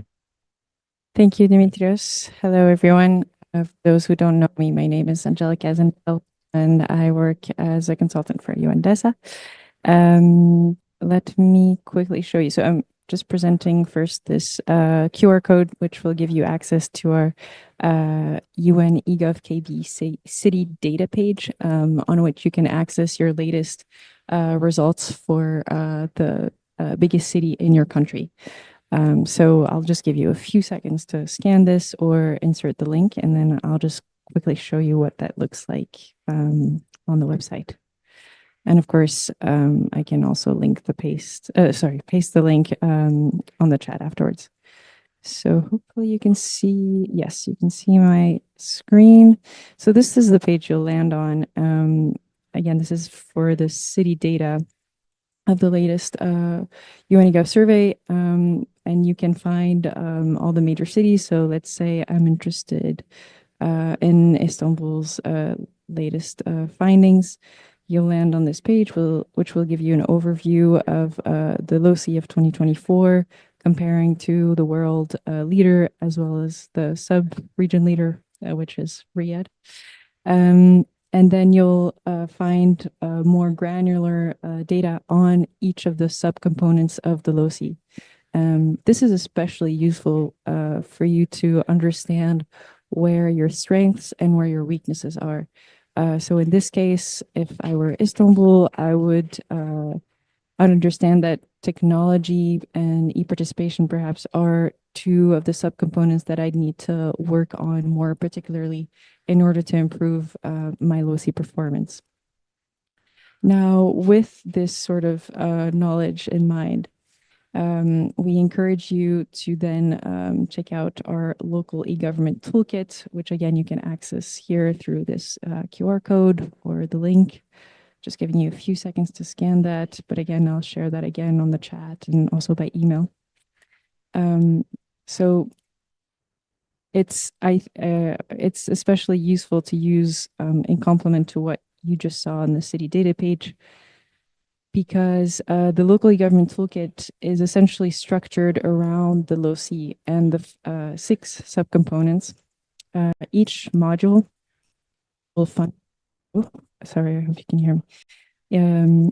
Is based on these subcomponents, and so from what I saw as Istanbul, I would, let's say, be interested in the technology subcomponent. So I'll click here, and then I'll land on a slide deck, which will give me information on which indicators are assessed in this subcomponent as per the latest 2024 survey. So here's an index of all the different indicators, just to give you an overview. And then let's say I'm interested in what exactly that consists of. So what does that mean? I'll click on the slide, and then each slide, which essentially looks the same here, it has the same structure, but for each indicator, it'll give you an explanation of what that is exactly, why is it important, and then a generic kind of guide on how to implement those in your local government portal, as well as a case study or a guide for each indicator. So I'll keep it short because we have other presentations, but this is just a little preview for you to know how to use this toolkit as well as the city data page to really ensure that you can improve your LOCI performance. So back to, I think, the main slides, or rather, I think we'll proceed with the fourth presentation. And if you have any questions, feel free to put them in the chat or email me. Thank you. Thank you, Angelica. So yes, please have a look at the toolkit. You will find it very useful. So now we move to the second section, that it is named Locally Government Present and Future. So here we have with speakers from countries that have not applied yet LOSI methodology, but I think they are most of them in this track. So the first speaker is from Saudi Arabia, Abdulaziz Zakri from DGA, and he will present us a few things to show us why DGA, why Saudi Arabia and Riyadh have made such a great improvement in e-government recently. Abdulaziz, the floor is yours. Thank you, Dimitris. We are very happy to have you here today in the Kingdom of Saudi Arabia.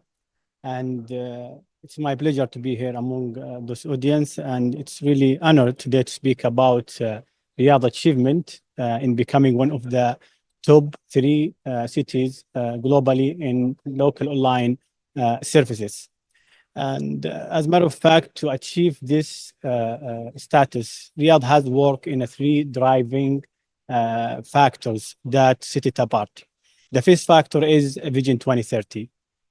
And by improving the quality of life, enhancing the quality of government services, and boosting the digital economy, as well as encouraging the digital innovation. The second factor is the digital government strategy with its 5 pillars. We speak here about satisfied citizen and enabled businesses, effective government, efficient investment, and regulated ecosystem. Third factor is,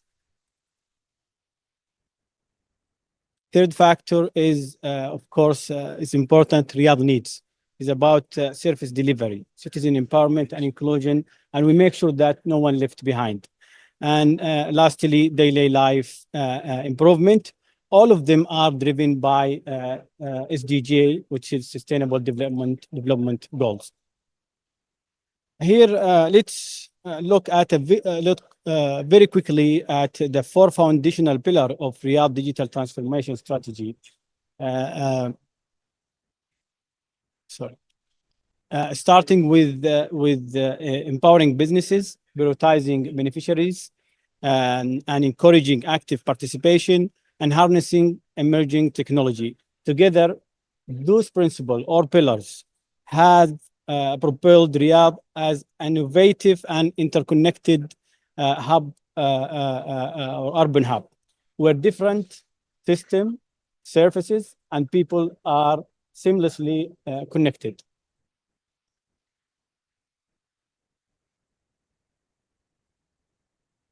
This is a very important part of as a digital government authority and Riyadh municipality have collaborated extensively to implement the Lucy assessment framework. And this relation between digital government authority and Riyadh, I would say, has driven the alignment of municipal services with the global standards, as well as enhance the digital processes and integration or integrated innovative technologies. And that this relation lead to strengthen Riyadh today as we are positioning as a top global performer today in e-government.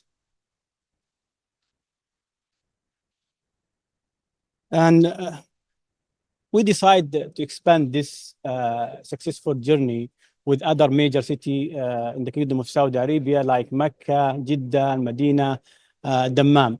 And this is not only because the successful story of Riyadh. Also, it is part of the plan of the Saudi authorities for the project called Saudi or City Smart City in the Kingdom of Saudi Arabia to be implemented for 10 cities across the country. And it is the first stage for this plan.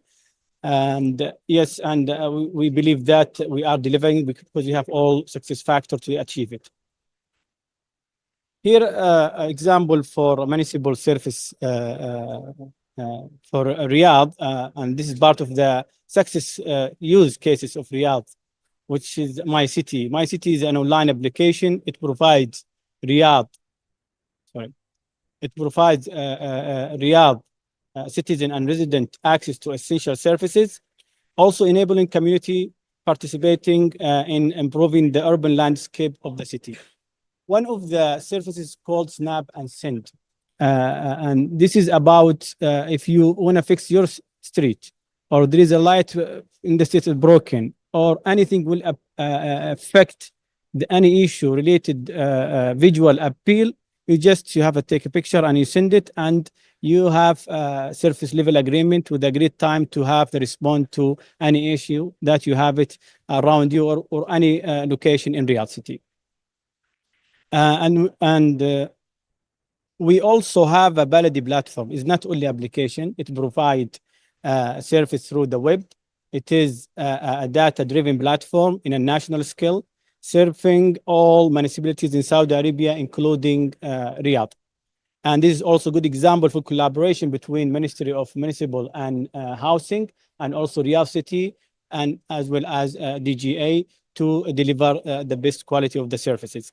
Riyadh also has or provides GIS information to support Riyadh and users to take a decision based on the information. For example, if you have a business, you'd like to build this business, you can choose your location, and also you would like to buy a house, and you can understand from this information how to make the decision.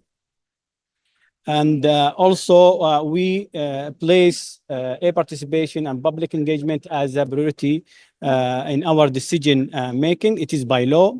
Every policy also and every legislation has to be announced to the public and to receive their feedback before we make the decision and take it into the action. And this guarantee that public participation in policy making is 100% is happening by cooperating with the stakeholders and partner of the city. On the other hand, most decisions related to Riyadh are being taken through consulting people, and the services designed by this consultation and reflect to improve this quality of services. Sorry. Mm-hmm.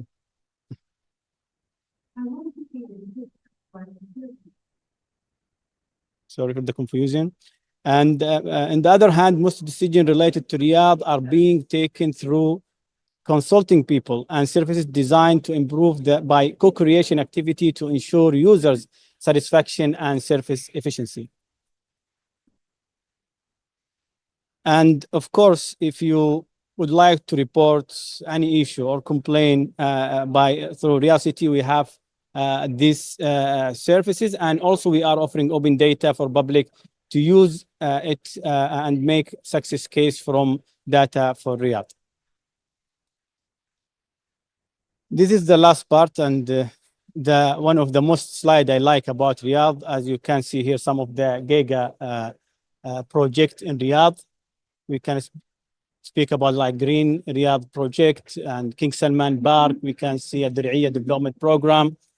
And if we speak about briefly about two projects, let's say with the green or start with the Green Riyadh project. It's about transforming the city with the million of trees and to have a cleaner air and sustainable space for healthier and greener future. Also, as we can see, King Salman Park project is one of the largest urban parks in the world. And it's all about green spaces and cultural hubs and recreation to create vibrant and thriving of Riyadh. I will end my topic today with this slide, and thank you very much for your attention. Thank you. Thank you. Thank you very much, Abdulaziz, for your excellent presentation.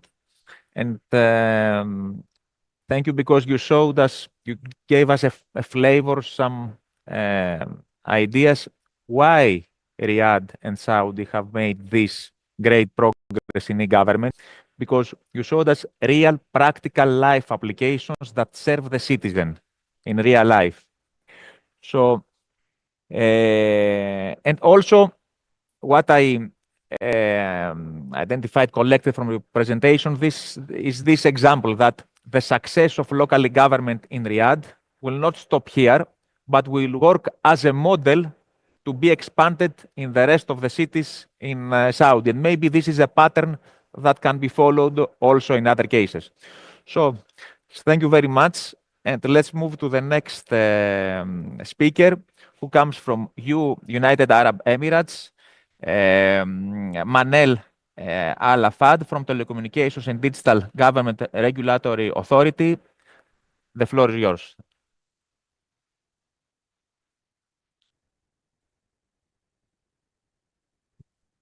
Thank you, Demetrius. First of all, I would like to thank you, Andisa, and you for this opportunity to be part of this distinguished panel and distinguished workshop.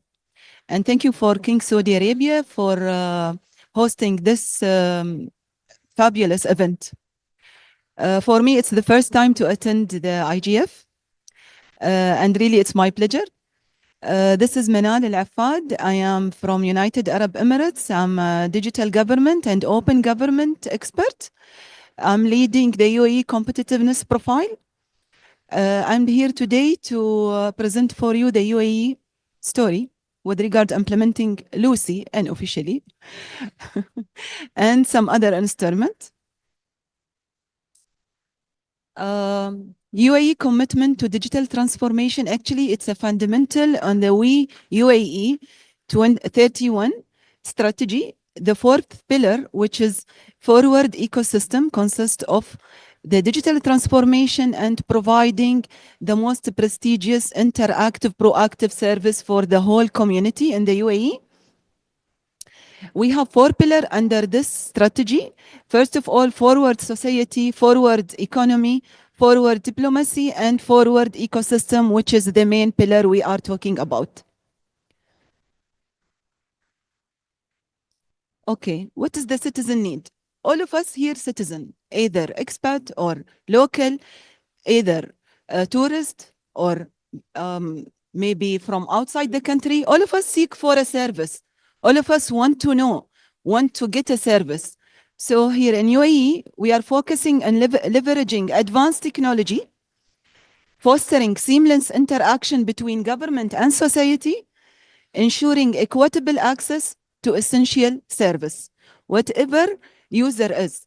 So it is digital service, yes, but we need to reach for a person who cannot use digital tools. We need to go to him and provide him a service. Okay. How to assess the local e-government in the UAE? Actually, we are using two instruments, two tools. One of it is which is Lucy methodology. We are implementing on 7 emirates.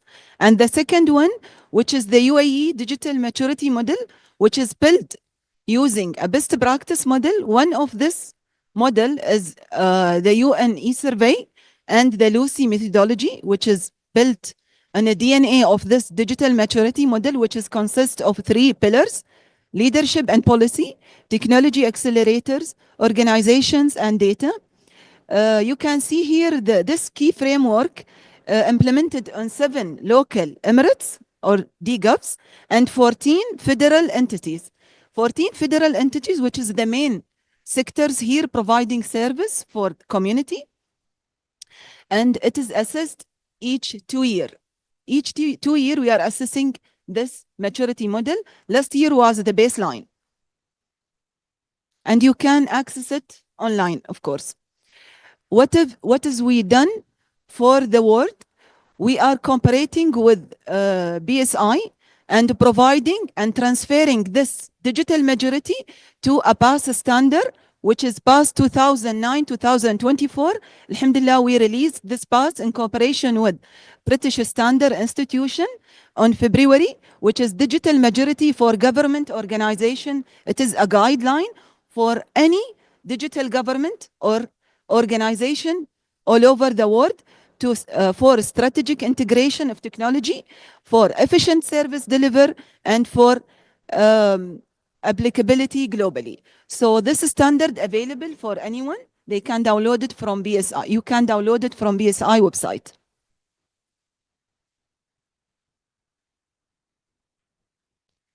Okay, I would like to present from this platform Abu Dhabi case, where it's providing the government service system, which is a super app for providing a digital service for the community. Its name or branded TEM, which is in English, done. Okay. This platform, TEM, consists of more than 700 plus city services provided for the whole citizen across the Abu Dhabi Emirates and even a tourist. This application available, you can check it online and you can check the website as well.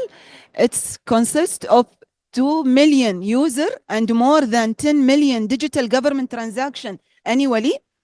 It consists with 221 women using a service only dedicated for women, and 57,000 for elderly, which is senior citizens, and 99,000 young people using a service through this platform in Abu Dhabi, 15,000 for people with determination using a service specified for this category.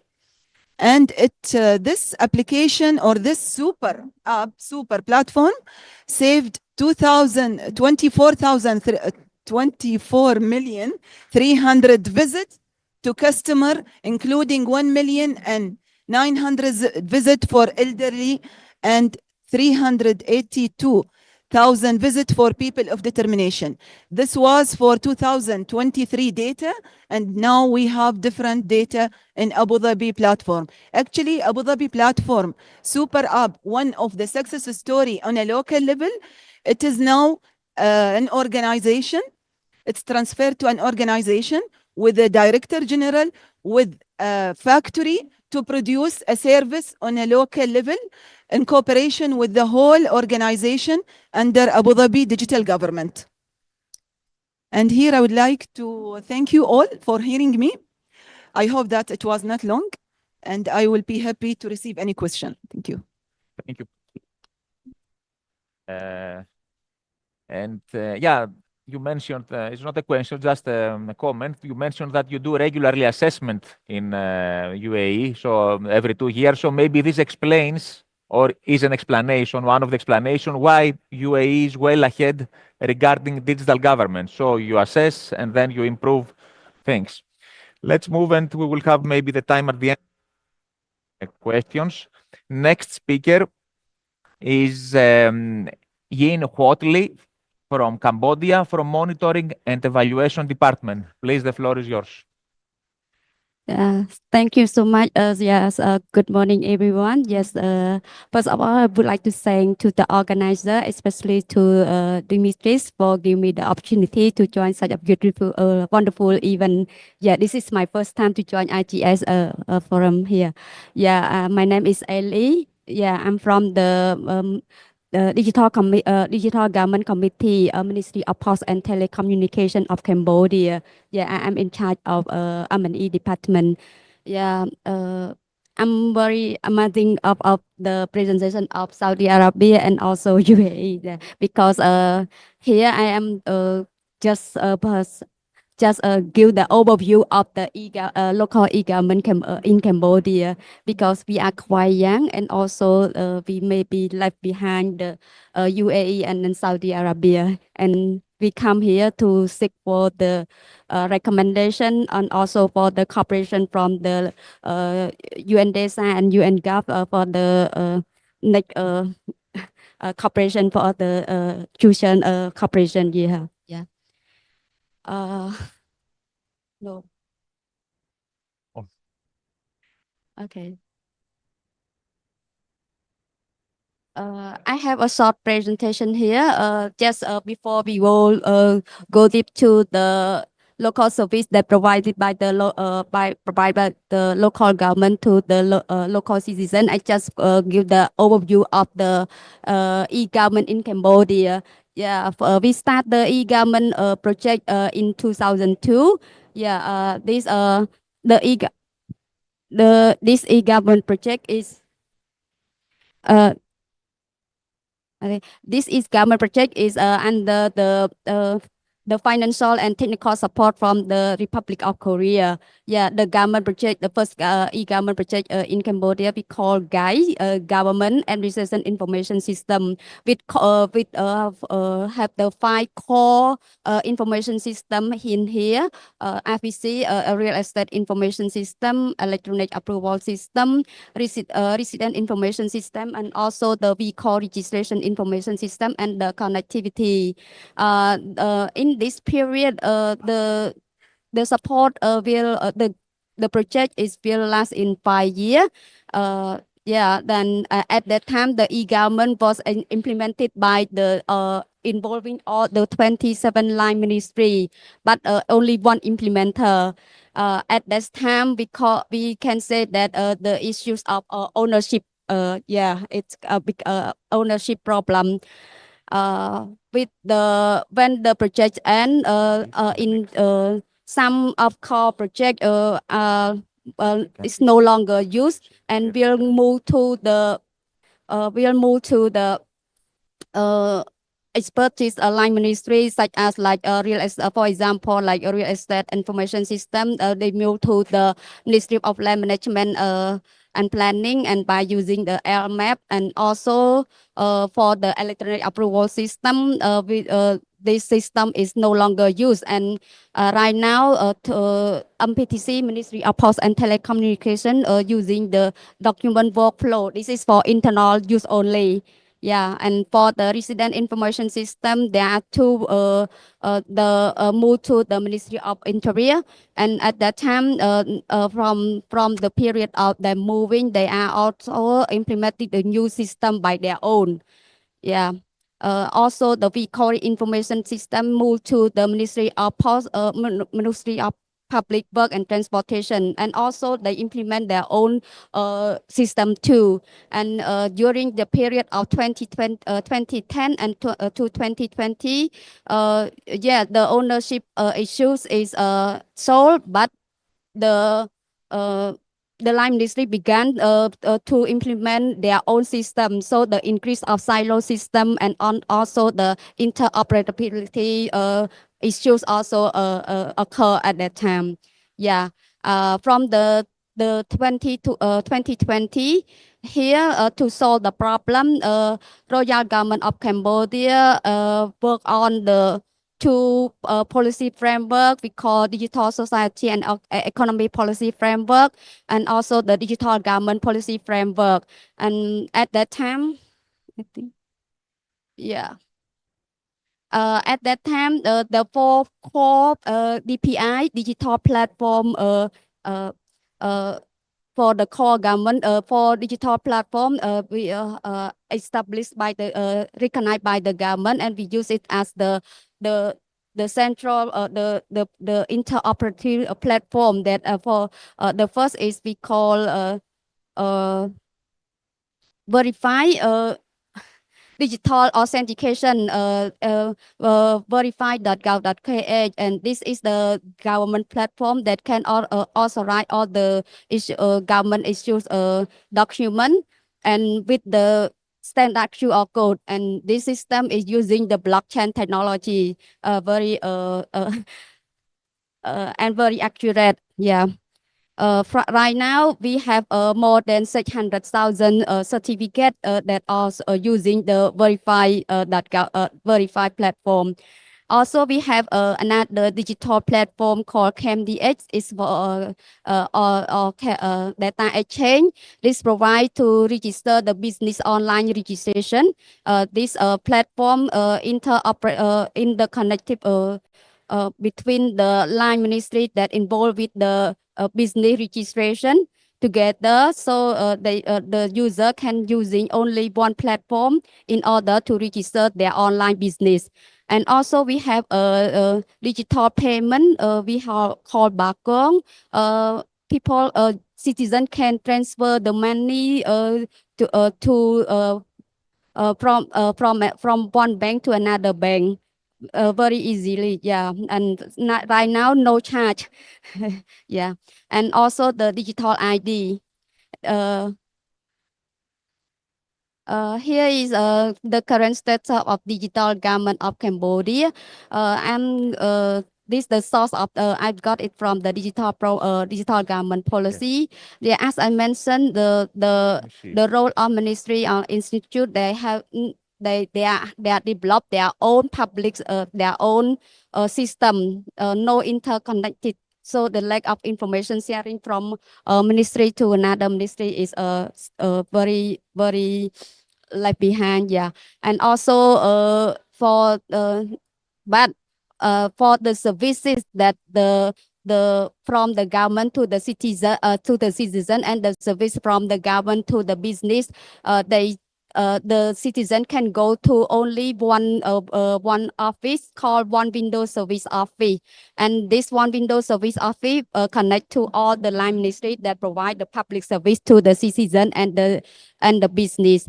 Right now, all this service the one window service office is provided more than 1,000 service to the citizen. Okay. Yeah, and to that. The one window service office is operating countrywide. I mean, they're all the country they have one window service, and also yeah, and in this year in 2024, there's a pilot test to deploy 114 services fully online. Country for sector agriculture, handicraft, tourist, and culture and fine art to the Phnom Penh. This in the Phnom Penh, the capital city of Cambodia, and to some districts that have fully set up infrastructure. Yeah. This is the key challenge, yeah, for the improving the local service in Cambodia. The first is a limited access of internet access. This is we call the connectivity. We still have a problem with the internet access, especially in the urban area. And also some internet quality in the Phnom Penh, the main city of Cambodia, also has some part also the quality of internet also has a problem. And at that time, we got the Ministry of Post and Telecommunication and also the telecommunication regulator of Cambodia take action on this. They like build more antenna and also have the internet speed test app in order to give the local citizen to report the internet quality to the regulator office. Yeah. And also the law of digital literacy. This is very crucial part that we for the improving the local government in Cambodia to be fully online, because they are the citizen and lack of basic digital skill, and also the limited digital capacity of the one window service officer. Also, Sorry, Ian, I'm sorry. I'm going to have to ask you to summarize because we have 2 more presentations in a very, very okay, low time. So please summarize. Thank you so much. Okay, thank you. And then this time, Ministry of Post and Telecommunication also work with the UNESCO to to put on the digital media and information literacy framework, and for further action according to the activity that mentioned in the framework, and also the risk of cyber security, interoperability. That I mentioned in the point, and resistant to change. And thank you so much. Thank you very much for the presentation and the full picture of e-government infrastructure that you have in Cambodia. And as you requested and asked before, we are here to help you. So whatever you need in regarding national level assessment or local government assessment, we are here when you ask us to provide any guidance in these areas. And of course, you are welcome to LOSI Network, where you can find a lot of support. So moving forward, the next speaker is Vanama Pomatani from Laos, from Digital Government Center, Ministry of Technology and Communications. Please, the floor is yours. Yeah, good afternoon. My name is Vanapa Pomatansi from Digital Government Centers of Laos PDR. I'm the second to last speaker. I'm trying to be quick. However, I can't even turn on. I think the slide was not there yet. Okay, so I will just keep presenting first. So Laos PDR is a small, landlocked, and also least developing country. We are in the one of the ASEAN country. Okay, maybe I'm gonna go back to the start. All right. So in 2024, the released UN e-government index, our indicator was on 152. We did a lot, improved a little bit, but then there is still a lot to catch up, even comparing to our neighboring country like CLMV. So the government, we also realized the importance of digital transformation, where we define 3 key pillars. One is digital government, digital economy, and the third one is digital society. We are actually the late adopter, and we are the actually the newcomer in terms of digital transformation. So in 2022, with the help of UN, United Nations, UNDP, we conducted the country levels digital maturity assessment. I think that many indicators, we also look into LOSI, we look into UN, the UN e-government index. So we assess into 6 key pillars. So, and the out of the 5 metrics, we are in the nascent stage. The overall country only score 1.7, the ministry levels and 1.8, and the provincial level is 1.3. So when we talk about the local online service index, it's gonna fall under the provincial level, where we have 18 provinces and 142 districts. So at the provincial, still have a lot of things to improve, especially the interconnectivities, the languages, and the local content, and also the digital skills and the quality of the services. So the challenges for Laos PDR, I think we share very similar challenges with other countries and also the participants at the panels. So the limited digital infrastructure, silo system, legacy processes, low digital literacy, also funding resources, as Laos is the, we call it the least developing country, and we have mountainous area. A lot of development and infrastructure need to be made that use a lot of investment. And also we have low user adoption, as most of the people are still, having difficult buying the smartphone or getting the laptop or even go online. And the language and also cultural barriers, where most of the content have to be available in English, so Lao language was not on the map. And also the regulatory enforcement is also a challenge. So what we help the local government is that we create this government website platform, so that most of the city and municipality, they don't have their own platform. They don't have the portal. So we can help them, zero code. They can just come in and adopt this, and they can use this platform, just plug and play. And the second one is we have Wing Lao portal. We want to gather all the portals of all the government, both at the local and also central. And we also have the government, we call it the super application, we call it GovX. We also onboarding services from Line Ministry, but we also have to work with the local government to include their services, including like the bus tracking, postal tracking, electronic document tracking, and the form. And digital ID will probably be the next step that we have to take on in order for us to do the verification and also to process the electronic transaction. So at the city level, we have the we call it on one door service centers, but it's now considered as hybrid model. So all the transaction has to still go to physically, but at least the citizen can access to information where with the application where they know that what kind of like licenses they need and how much for the application fees and how long it will take. But however, the electronic transaction and the digital payment is not available yet. So the future plan, we also hope to take the LOCI and also UN e-government index and map it into our local digital government index. And we also want to access the local government every 2 years. I think start from January, we wanted to do some dissemination and also the consultation with our local government. So the question is Laos ready for LOCI? LOCI is very interesting and it's very good to kids. However, I think having to improve our understanding on also having to, because at the end of the day, if we assess ourselves, it's going to be all no, there will be no point. So I think having to build the infrastructure, having people digitally literate, and also having the city to onboard their services and online and make it transaction able to do transaction online. That will be, I think, the first step. And the second step, we also will take a look into LOCI and mapping ourselves and get ourselves on board. So with that, I think I have no more time. So thank you so much. Yeah, thank you very much for the presentation. Yeah.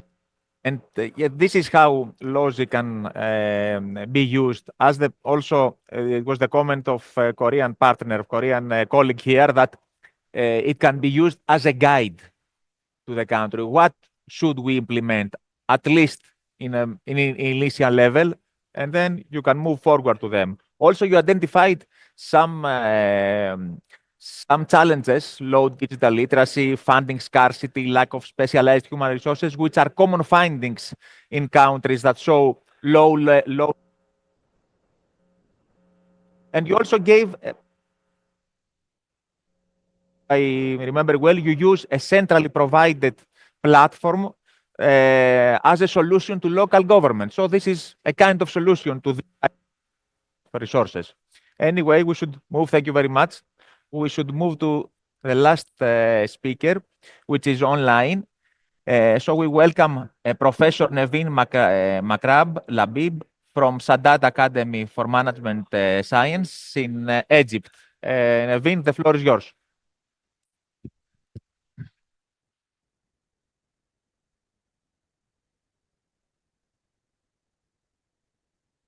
You should unmute, maybe. Can't hear you, Nevin.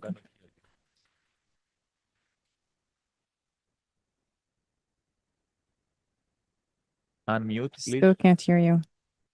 She's not muted, but I think it's on her side. Nevin, can you check your sound, please? There's something. Seconds. There we go. No, it's nice. Yeah, I can hear you. Better right now? Yes. Okay, it was synchronized with my mobile phone. So let me thank you for your very kind invitation. Really happy to be amongst all of these eminent experts in the domain. I'll be sharing my presentation. It's some insights about how to make use of AI in assessing the government services, especially that in Egypt, we're very keen and very much interested in aligning the AI strategy with all of the other strategies and plans to assess our services. So is the presentation, I'm sharing my presentation, so is it clear? Yes, can you just click on present? It's on the lower menu. Exactly, yes, perfect, thank you. So I'm the chair of Computer and Information Systems Department in Sadat Academy for Management Sciences. And I'm also the vice president of ISIS Act, which is the Egyptian Society for Information Systems and Computer Technology. My main specialization is medical informatics, so I also work on the board of our Ministry of Health and Population. I thought that it would be very useful to make use of all of the artificial intelligence technologies in this very important assessment. So by AI, of course, we're not talking only about artificial intelligence, but also about the machine learning, how to feed the machine with all of the data so as to take some prediction and some patterns into consideration whenever it comes to policy making or decision making, and also the deep learning, and finally the generative AI. All of these, as we all know, are aligned with the achievement of all of the SDGs. So why have I suggested this framework? It's because now we're in the stage of working on the second phase of our AI strategy in Egypt. And we're kind of redesigning the electronic services provided to citizens. So I thought that it would be more useful and more beneficial to all of us to see if we can make use of all of these technologies. My proposed framework, so as to leverage AI in order to provide better assessment of the government e-services, is composed of these 5 stages. How we're going to collect and prepare and pre-process the data. I developed a very simple AI model. I included some assessment criteria. And I highlighted the AI-powered assessment. What would AI help and aid here? And finally, how we can work on the continuous improvement. Regarding the data collection, we have many data sources. The important ones are coming from government websites, mobile applications, some social media platforms now associated to all of the ministries, the user feedback forms, and some performance metrics. As for the data extraction, I focused on the text mining because with text mining techniques, we're able to extract information from all of the unstructured text, such as the user reviews, especially that we also have a system for the complaints of any citizen regarding any service. So it's kind of a central system that collects all of the complaints and that deals with all of these complaints. Regarding the data cleaning and pre-processing, of course, we do some pre-processing of the data before feeding it into the system or the framework here. And we aim here at removing any noise, any inconsistency. We also try to handle the missing values with many well-known technologies related to AI. And finally, we have good data so as to be able to feed it into our system. Regarding the AI model development proposed here, I added the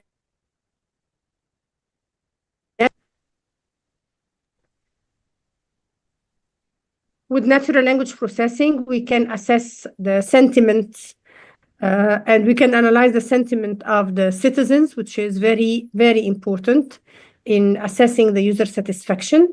We also apply the text classification so as to be able to categorize the user feedback and identify any common issue. We also work on the topic modeling so as to be able to discover any underlying themes in user feedback, which is again very important. I also suggested to apply supervised and unsupervised machine learning. For the supervised, we make use of the classification so as to be able to predict the service performance metrics. With the unsupervised, we're aiming at identifying patterns and anomalies. And finally, I thought about applying deep learning techniques, especially the artificial neural networks techniques, so as to be able to help with the prediction. The benefits of the AI-powered assessments lies in these 4 points. First of all, we'll be able to have an automated monitoring system, which will help to identify any problems that arose at any time. It's kind of real-time system. We're also being able to apply both the predictive and the prescriptive analytics. In our country nowadays, we're applying what we call the data-driven decision making. So we make use of the data analytics framework, and we're keen about having some prediction to help whenever it comes to policy making, especially in our two priorities, whether we're talking healthcare or education, and of course, the citizen satisfaction. And finally, we have the continuous improvement, which is an advantage of being able to apply the AI here. When I proposed this framework and I was thinking how we're going to implement it, I thought that we'll be faced with many ethical considerations, like the data privacy, which is a problem, or let's say a challenge with all of the data protection laws and regulations, and how to make sure that the AI system that will be developed based on this framework, how this will help without posing any threat or any problem to humans, especially that in Egypt, we're focusing nowadays on the responsible AI. We have the National Council of Artificial Intelligence that started in November 2019, and in 2023, we had developed the Charter for Responsible AI, which has many pillars, and it's trying to make sure that any of the AI systems developed in Egypt or used in Egypt should be aligned with our cultural aspects, our values, and making sure that it is for the benefit of humans, not posing any threats. Regarding the assessment criteria, since we're talking AI, I thought about... Yes?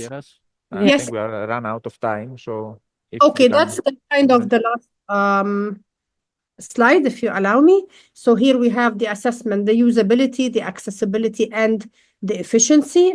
I also added here a proposed roadmap if we are to implement this framework. So we should focus on having data repositories, on having national centers so as to be able to integrate these data, and on developing and deploying solutions. And a main challenge for us in Egypt is the update of the regulations and policies and to ensure the technology transfer. Final words, that by applying this, we can improve citizen satisfaction. Thank you very much. Thank you very much, Nevin, for the presentation. You introduced the AI perspective in local government. It is the future in local government. So, Yes. thank you very much. I don't know if there is only one question or not. Okay, we are run out of time, unfortunately. So I will stop the share. Yes, thank you, Nevin. So, is there any question? Yes, if you have one question, you can. Yeah. Okay, if there is time, I'll try to be very brief because it is an issue that I think comes every time we talked about local government and national things are connected. One of the main difficulties that we realize when conducting these assessments and when working with government at local level is how can and how are government government at a local level aligning things with what is defined at the national level, because we know that most of the countries are more, it is not for all, but most of them are more developed and more mature at the national level. They have strategies, many different strategies, many roadmaps, many action plans, etc. They have also many platforms, but at local level, usually things are not so developed. All of you that are working at the local level, and also all of you that have responsibilities at the national level, how are you interacting and discussing and aligning things and reusing things? This connects with the presentation that we attended from good colleagues from Saudi Arabia, where, from what I could understood, there is a strong linkage between DGA that acts mainly, I think, if I'm not wrong, at a national level, and what happened in Riyadh. And maybe it is also related to that we have this position, Riyadh, in this so high position in the ranking, because this has been based on the experiences that we hear from many different responsibles for ICT at local level. One of the biggest difficulties that is and challenges that is how to align things, particularly when this connects with the lack of resources at the local level. So this is a discussion that I would like, if we have time, to have and to hear from you to see how this alignment, if it exists or not, and what is hindering this kind of alignment, and if it is or not relevant. This is just one point. Thank you, Delfina. Yes, no, Abdulaziz, if you have any comment on that, on this alignment between different levels of government in Saudi, which I think it exists. All right. I believe we have a very strong governance framework and operational model that support this achievement, because we have a steering committee that supporting the international indices. We have a digital transformation committee. We have a technical committee, and Riyadh, part of the steering committee for EGDI that led by Digital Government Authority. This committee has like more than 25 25 entities that they are meeting regularly, and we are like checking and evaluating and monitoring the KPIs that we have built. And also we do a bi-weekly meeting and workshop. Last year we achieved, I'm talking generally, including Riyadh, we achieved more than 500, or we have done more than 500 workshop. And we have a regular assessment that we are working closely with Riyadh, and we make sure that they are aligning and complying with the LUCI framework. And we also use the whole government approach, that all government working together. And I would say the framework and the business model that we are working on is the main, let's say, the factors that make us to achieve this level. Thank you, Abdulaziz. So the alignment mechanisms works properly in Saudi. This is maybe the secret behind the success. Thank you. So here we have. But also we have a very good colleagues at DGA that we are working for delivering, and we love the country, and they provide all driving factors or successful factors, and we say always why we don't deliver it. And we feel that from DGA, because I saw my colleagues from Ministry of Interior, we are really working together. And I would like to thank him also because he's attending today the session, and we really feel that all government entities are working for one goal. Thank you. Thank you. Thank you very much. Okay, so now going at the end, we have a questionnaire for you, for all participants to fill, where we can try to collect, to identify which services are provided in local government level in each city of that you are a resident. So please fill it, because it gives us good insight, good information regarding the services provided in local level in each area of the world. And closing now, so just very briefly, by bullet, some key takeaways from this workshop. Alignment in different levels of government, national, local, state level, and cooperation mechanism is a must. We identify also a gap applying assessment methods in local government. So consequently, governments and decision makers do not have a clear picture of the status regarding local government development in their countries.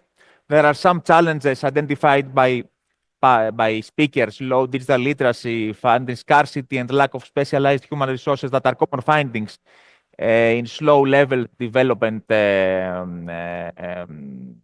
countries regarding local government. And also, I think that we should also reconsider the innovation thinking in local government. We should raise the bar from what our expectations from iterate, pilot, to be more forgiving. Innovation sometimes means failure. So we have to get comfortable with that. We need to move fast, learn, and forgive. So we need to try more regarding innovation in local government. So with this one, closing the session, I would like to thank my colleagues in UNUEGOV who critically helped to design and prepare of our unit, Professor Delfina Soares, our research coordinator, Morten Meyerhoff, Zoran Zordanovsky, and of course, our co-organizers, Ewan Deza, Vincenzo Aquaro, Denis Suzar, and Angelica Arjuntel. Last but not least, I would like to thank our host country, Kingdom of Saudi Arabia, and its people for their exceptional hospitality. Your warm welcome, attentiveness, and support were invaluable and are greatly appreciated. Thank you very much, all of you.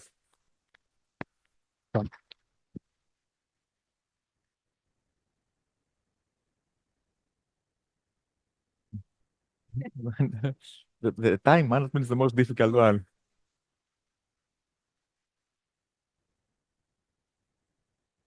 Yes. Yeah, but this should.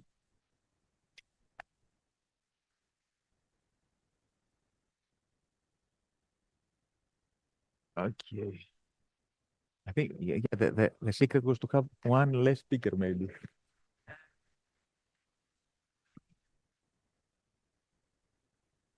Which one? Yes, yes. Information.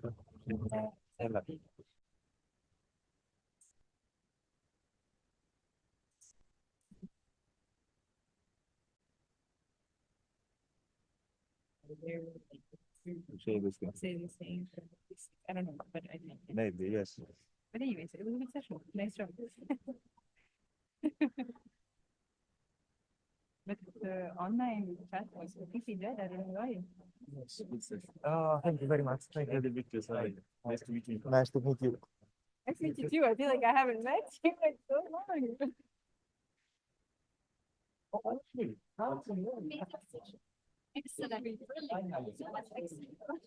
Really enjoy it for us. I used like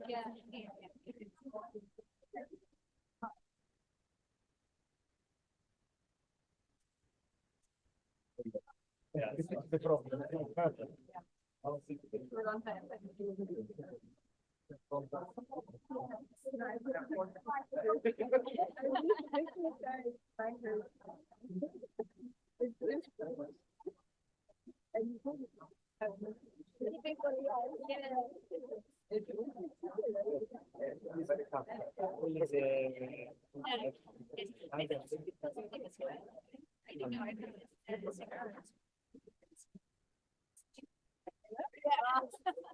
You're killing me.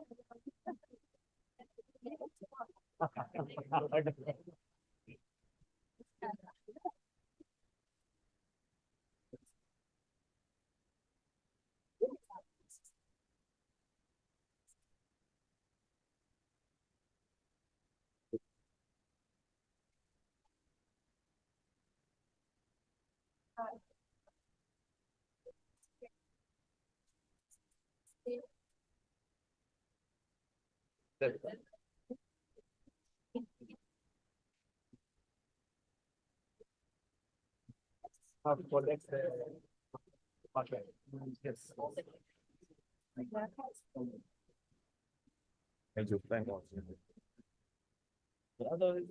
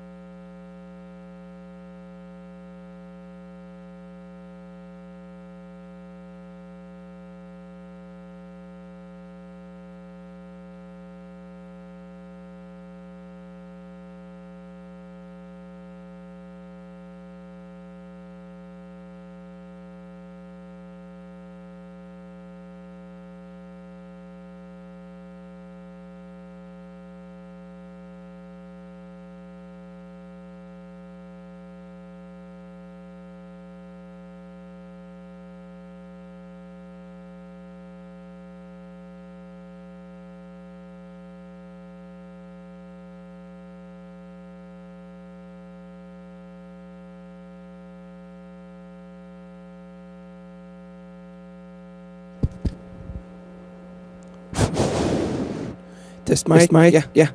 This is good. Let's start. Anas, the record. Record start, please. Okay. Okay, thank you.